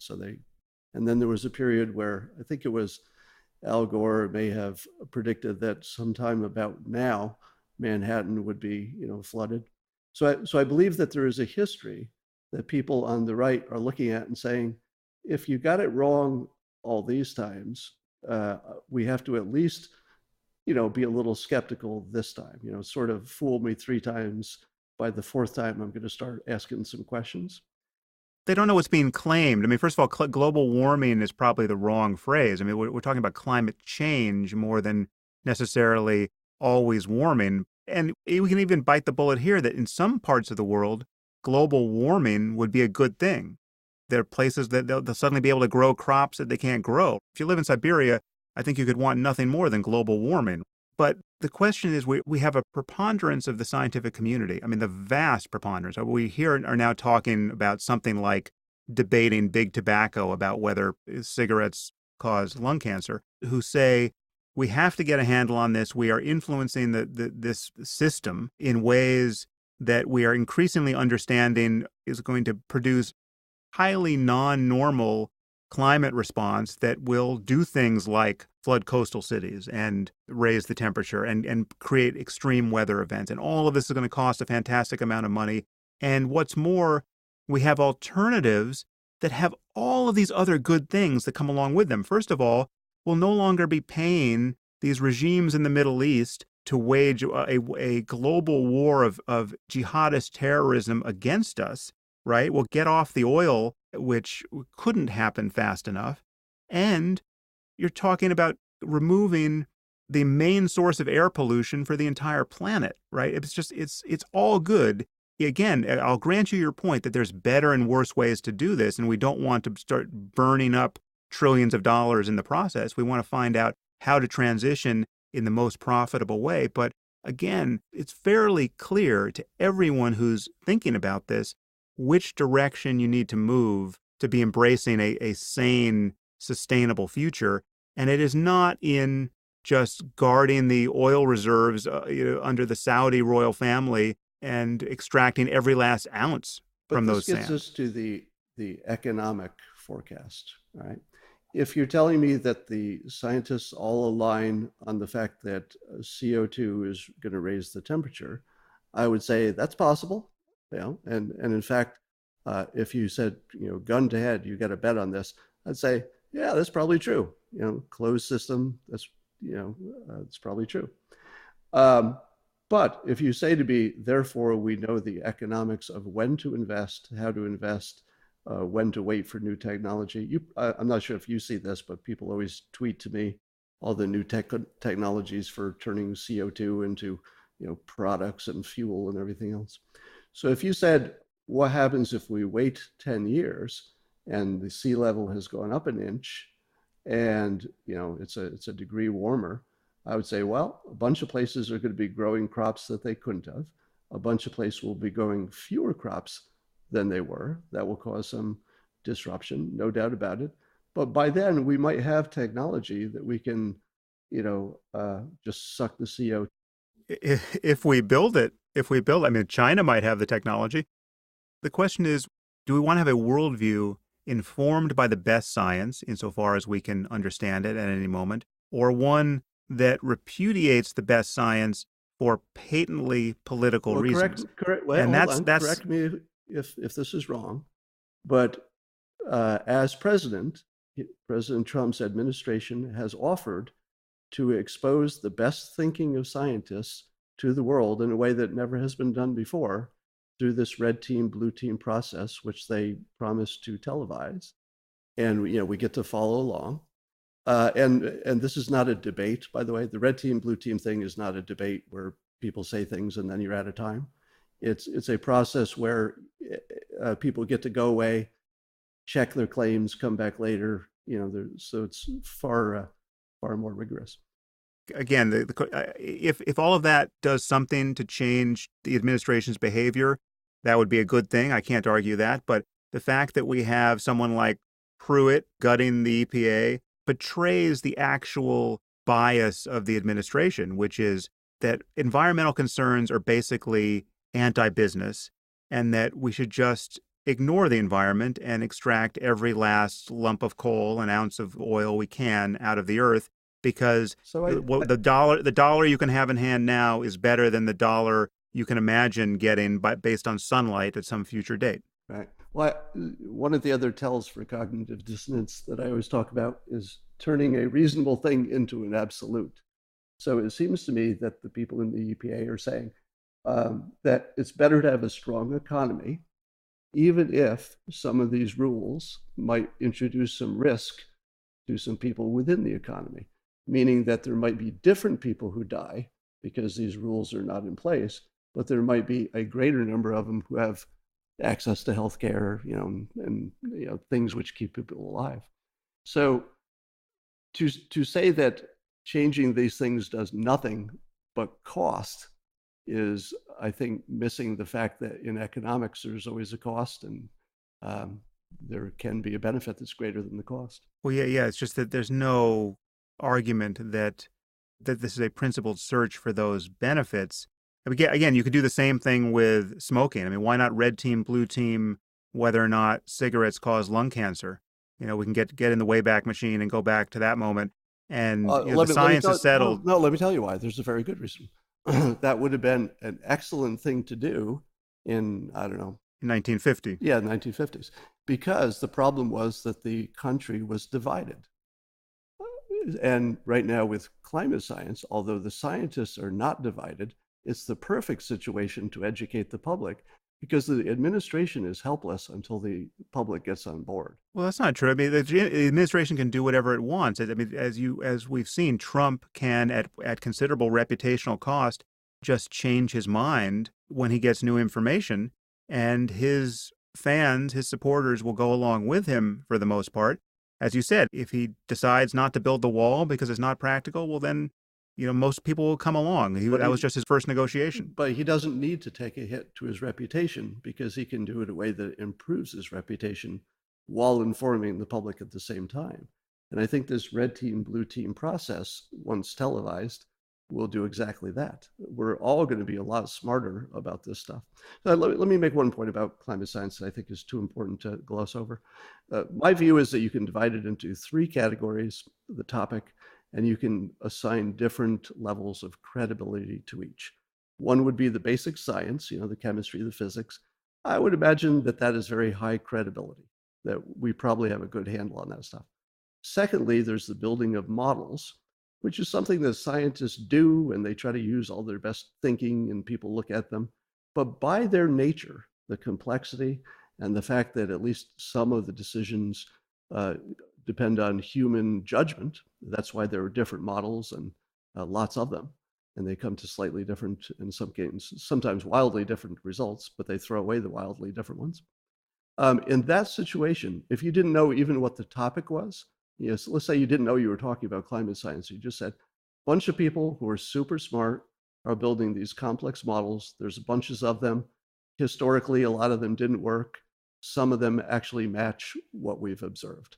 I would say to you, well, if you make enough models and you have some flexibility to change them, that looks just like my experience when I was doing financial modeling for a bank, in which my boss would say, hey, make this turn out this way. And I would just tweak the assumptions until it did. That was my job.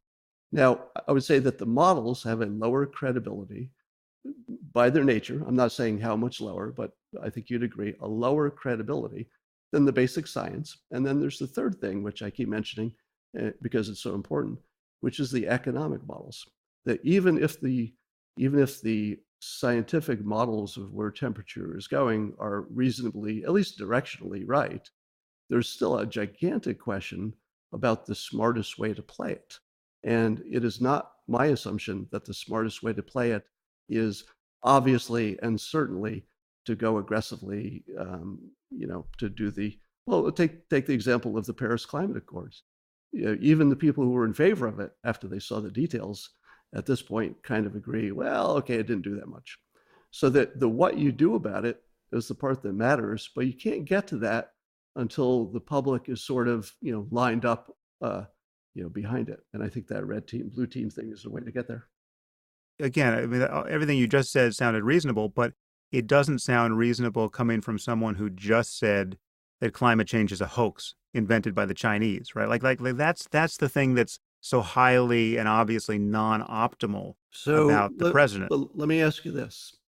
So you know that he tells us he uses hyperbole to make his point. You know that he says things during the campaign that are slightly different than the things he would say as president, because we observe that to be true. He's I'm not so sure about that at this point, frankly, because he didn't get saner as president. Well, he did, or much saner. Look at he backed off waterboarding. He backed off deporting 10 million people all at once. He backed off the going after the families of the terrorists. But then he accused Obama of wiretapping him. He's just as much the loose cannon. He's just on to different topics. Well, even the wiretapping thing, the government is listening to all of our conversations all the time, right? So no. First of all, no, and second of all, for the sitting president of the United States to accuse the previous president of having wiretapped him, I mean, it's a very specific claim. That is, one, on its face, crazy, but two, and crazy to allege without evidence. Wait, But two, before you go on, would you acknowledge that when he says taping or wiretapping, he's speaking in a general sense about monitoring communication? You would agree that that's what it I is, don't right? even think I don't even think he knows what he was saying because I think it wasn't wiretapping in quotes. I mean, he's talking about Trump Tower being bugged, Right. essentially. So, but I'm just, we're trying to make sure that we're on the same page here. You would Yeah. agree that he meant that word to be generally monitoring communications. I'm just saying, just imagine Obama coming into office and having immediately accused George Bush of having wiretapped him. Is I mean, that it an would just like analogy? Are you giving me an analogy? it's more than an analogy. It's still the U.S. presidency. We're talking about the U.S. presidency at two different time points.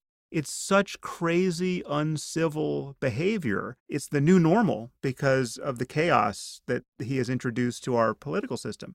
I mean, we can't even focus on it because there's 100 things like that.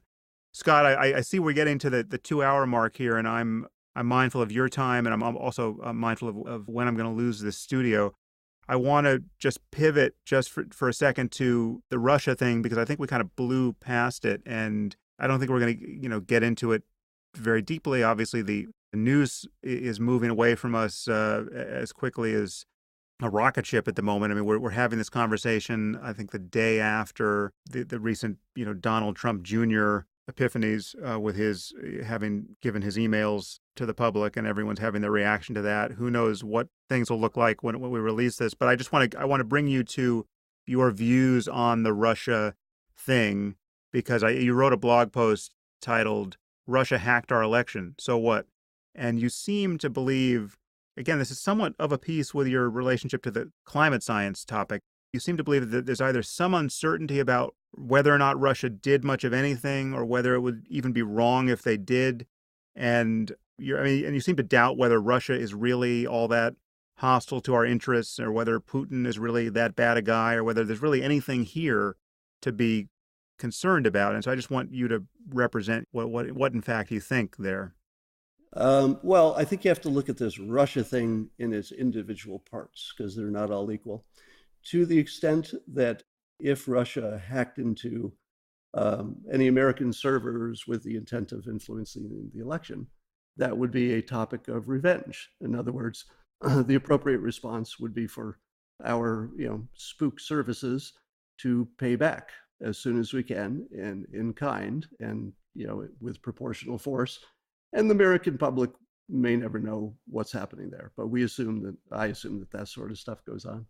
At the same time, it makes sense for the president not to be burning bridges unnecessarily because we're always doing this poking back and forth below the hood. So, being nice with somebody who has similar interests to us, at least in terms of ISIS, at least in terms of North Korea to some extent, makes sense at the moment. So I think that in all likelihood, we don't know what's happening under the hood, what our cyber people are doing, but I would be astonished if the man who is most famous for revenge and never letting anybody get away with anything is letting this slide. He may wait for his chance, but I don't think he's going to let this slide. So you're not concerned that he has a double allegiance to, either the Russians who have invested heavily in his properties, or that he's in any way compromised by Russia, so that explains how soft he has been on them and how incredulous he has been about this being a scandal at all. The fact that he would relate to this as fake news. You think there's just no there. I think it's not a one variable world. I think that everyone is influenced by all of those big factors. So he's influenced by wanting to do a good job. He's influenced by not wanting to lose face, not lose to Putin. He's influenced by, I'm sure, the fate of the Trump empire. But it's one of many variables that are swirling around. But what do you make of all all the contacts with Russia that were all lied about until they were revealed? So you've got, and now the most recent one is, Don Jr. So we've got him on camera on CNN or wherever it was, having to respond to the charge that they've had all kinds of contacts with Russia and representatives of Russia.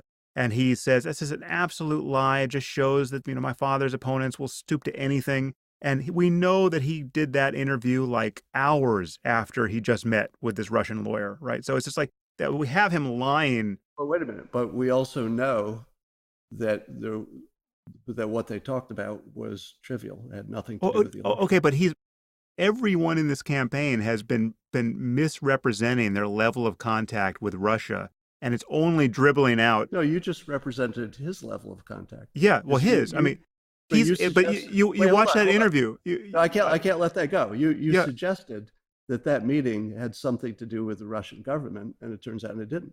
Well, no, it did because he believed that it did. I mean, the email trail was him showing his absolute willingness to collaborate with the Russian government to get some dirt on Clinton. I mean, that's well, collaborate and collusion, I'm not even focused on the technicality of whether or not he's guilty of a crime. I'm just saying that everyone's talking to Russia over there and they're lying about it. Again, the starting position from Trump and everyone on down was there has been zero contact. That's their position. And yet they've had all this contact. Wait, did they say they had not talked with anyone who is a Russian citizen, or did they have no contact with Russia as their intelligence or their government? It has been every possible permutation of, I've got nothing to do with Russia. I've got no investments in Russia. I've got no connection with Russia. I don't know anything about Russia. No one on my campaign has talked to Russia or anyone representing Russia. I mean, everything like that. And do you think that 20-minute conversation that was about adoption or something? But it wasn't about adoption. The setup in the email was, we've got dirt on Clinton. Do you want to meet with us? And he said, I love it. I'll be there in 5 seconds. I got to ask you this, Sam. How would you have handled that situation? Okay, no, but that's a change of topic. I would have called the FBI as the short answer. Well, hold on. So if you called the FBI, and let's say it's June and the election's coming up, suppose it was something vital, like it was important. Suppose it was something that the voters wanted to know. Please, to take the actual a relevant example, although probably a harder case, was this, I believe, happened in 2000 with Gore, where some, I don't know if it was hacked or just stolen material from the Bush campaign was brought to the Gore campaign. And they, without looking at it, apparently they called the FBI, right? So like, no, we're not going to use this. This is illegal and this is unethical and we're not going to be part of this.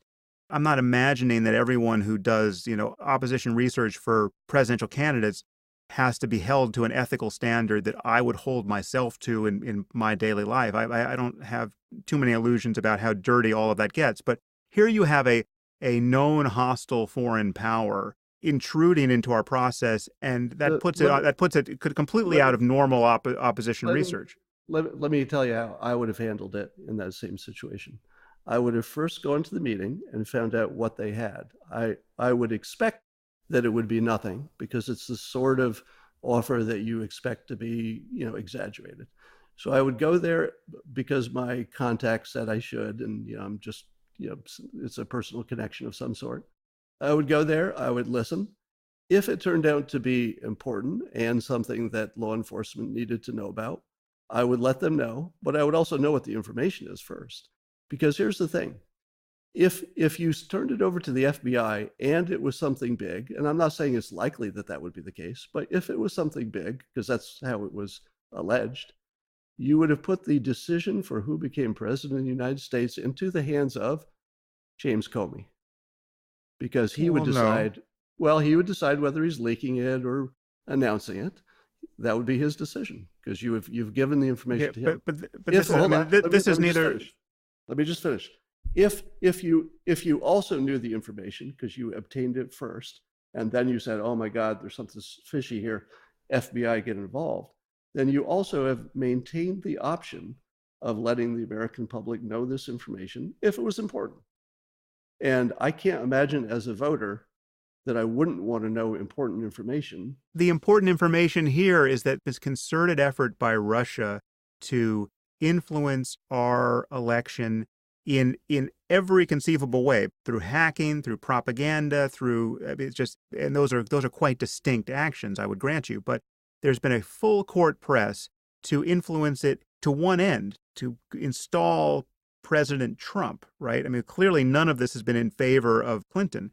And what we have is a Trump campaign and now a Trump presidency that has stonewalled this at every opportunity, that has not tried to get all the facts out to put them in the hands of the American people, but to brand this as fake news, to brand this as a hoax, to brand this Well, as scaremongering that will lead to a war with Russia, right? There's all this talk about, what do you want, World War III? You can't be pressing on this door. how much time should a president spend delegitimizing his own administration? It's not a matter of delegitimizing his own. I mean, I can tell you what he should have said before being president as a candidate, rather than saying, I hope Russia hacks Hillary's emails because I'd like to read them, right? Which you took that as a joke, didn't you? Did you take lock her up as a joke too? Of course. Did you so when he said when I become president, I'm gonna get together some lawyers to look into your situation, you didn't take that as an actual threat? I did not. You thought that was a joke? Uh, Not a joke. Well, yeah, it was a joke because it got a laugh. But it was clearly hyperbole because it didn't get a laugh. It got cheers from people who would want to see that happen, right? It got cheers from his partisans. It was a crowd pleaser. Yeah, but again, I would score this as a significant harm to our political conversation, and you would score it as, your just something that pleased his base. Well, your assumption is that she was not guilty of anything that was worthy of. Oh no, I mean no, but my assumption, no, the leave that aside. Yes, I assume she's not guilty of something worthy of prison time, certainly on that score.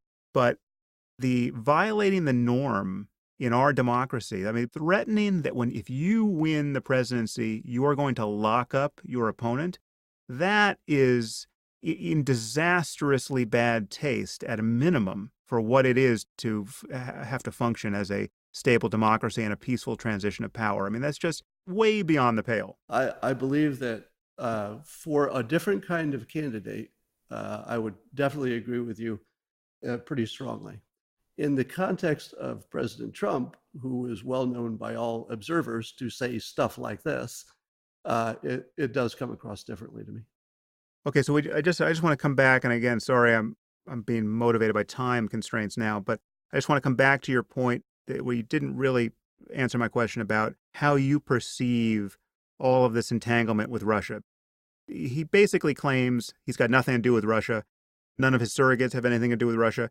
And then it just keeps coming out that his campaign had more contact with Russia in every conceivable way than anyone has ever seen from a campaign, right? So there are clearly instances now where they have been lying about it. They've made false declarations on their security forms, or most charitably incomplete declarations on their security forms, and then they have to keep amending the story.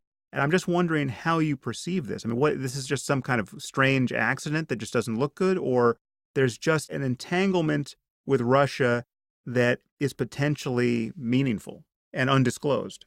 So I'll give you the view from the right. The view from the right is that the mainstream media has largely turned a lot of nothing into something. Because if you drill down into any one of these cases, they sound like they're something until you get to the bottom and you're not so sure. I'll just give you a few examples. Let's say we know that the IP addresses for the hackers of the DNC were Russia-based. So you say, oh my God, that's pretty bad. And then you hear an expert say, well, that's how you hide where you're really coming from. You just act like it's over in Russia. I have personally talked to somebody who has used that trick to use an IP address in Russia for a different project. So technically that could be done. So I say to myself, okay, there might be something there and we should definitely find out what that is.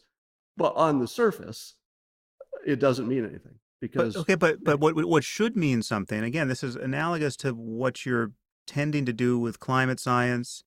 I mean, so it's just like we have our full intelligence apparatus declaring this happened in a bipartisan way. This happened, it was Russia. You're not privy to top secret information, right? You don't know what they know. Why are you tempted to second guess how they have analyzed the IP addresses? Well, just because we don't know. And we know that there are. But they're saying they know. I mean, like, so I'll give you an example of where you would just never do this. I mean, just imagine if NASA announced today that there was an asteroid that was on an Earth-crossing orbit. They're really worried about it, right? Their current calculations suggest that it could come within, 5,000 miles of Earth, give or take 5,000 miles. And JPL and the other labs come forward and say, Jesus Christ, this is the scariest thing we've ever seen. This is a serious problem. It's all hands on deck. We got to figure out what to do about this. And you don't even own a telescope. You would not be tempted to say, you know what, I haven't seen those calculations and I'm not so sure. It's like you have to outsource some of your reality testing to the people you've hired to do it for you. And in this case, we've got all these intelligence agencies looking at Russia. But would you also agree that we have notable examples where the intelligence agencies Of course. But then the remedy for that is more and better intelligence. It's not the next tweet from somebody who will say, I just talked to Putin and looked into his eyes and he said he didn't do it. Let me finish my point, because I think when you see the context, it'll make more sense. So if the intelligence agencies know stuff we don't know, and they're right, and Russia and its government was behind hacking the servers, that's important, and I would expect that our administration would pay them back in kind, and we may never know what that is. But the trouble is that you start lumping the things that are real or could be real with the things that just sort of sound like they almost are kind of real.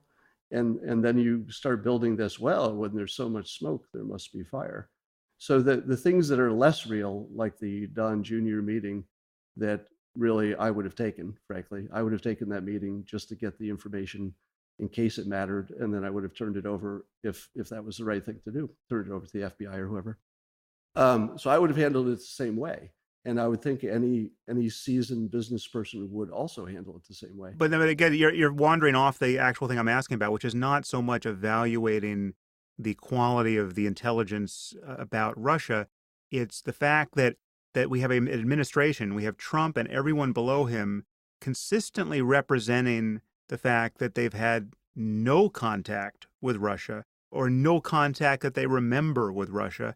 And it continually gets found out that they've had meetings that they have at the very least not been forthcoming about, and which there's no credible reason to think that they would have forgotten about. So it's like, what do you make of the fact that there's that level of dishonesty about a connection to Russia?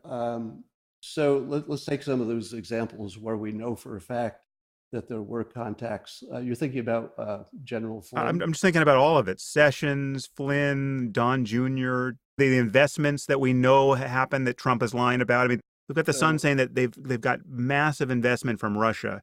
And then we've got Trump saying that, he never has Russian investors and got no loans from Russia and no business in Russia and all the rest. All right. So the business stuff, I haven't seen good reporting on that yet, but I'll take your word for that. But we're talking about the Sessions and Flynn and Don Jr.'s encounters with Russians. Apparently, once we drill down, they were fairly trivial. In other words, nobody is suggesting that those things that they left off their forms actually were material. Now, again, I have to remind our listeners, we're having this conversation 24 or 48 hours after the story broke. And when you're listening to this, there's probably another week of reporting. So who knows what is true now. But Don Jr.'s email exchange, which again makes it very clear what the purpose of the meeting is. And it was not the first thing that he represented when this was starting to leak out over the weekend. And you've got Jared Kushner and Paul Manafort also in that meeting and also sent the email, right? So it's the three of them. These are this is the top level people in the administration now, going to a meeting that's billed as with an emissary of the Russian government to get dirt on Clinton. And this is one of the meetings that they never disclosed and claim they never had. And we've got Don Jr. being interviewed about this topic that night, and he's saying that there's no contact with Russia, and what a scurrilous lie this is to suggest that there could be any contact with Russia. I don't know. I would have been tempted to leave that off of my form too. Well, it's illegal. Which is, hold on, because it was trivial, and it turned out to be nothing, and I was duped into going. So I'm not sure I would have put that in my form or even remembered it, frankly.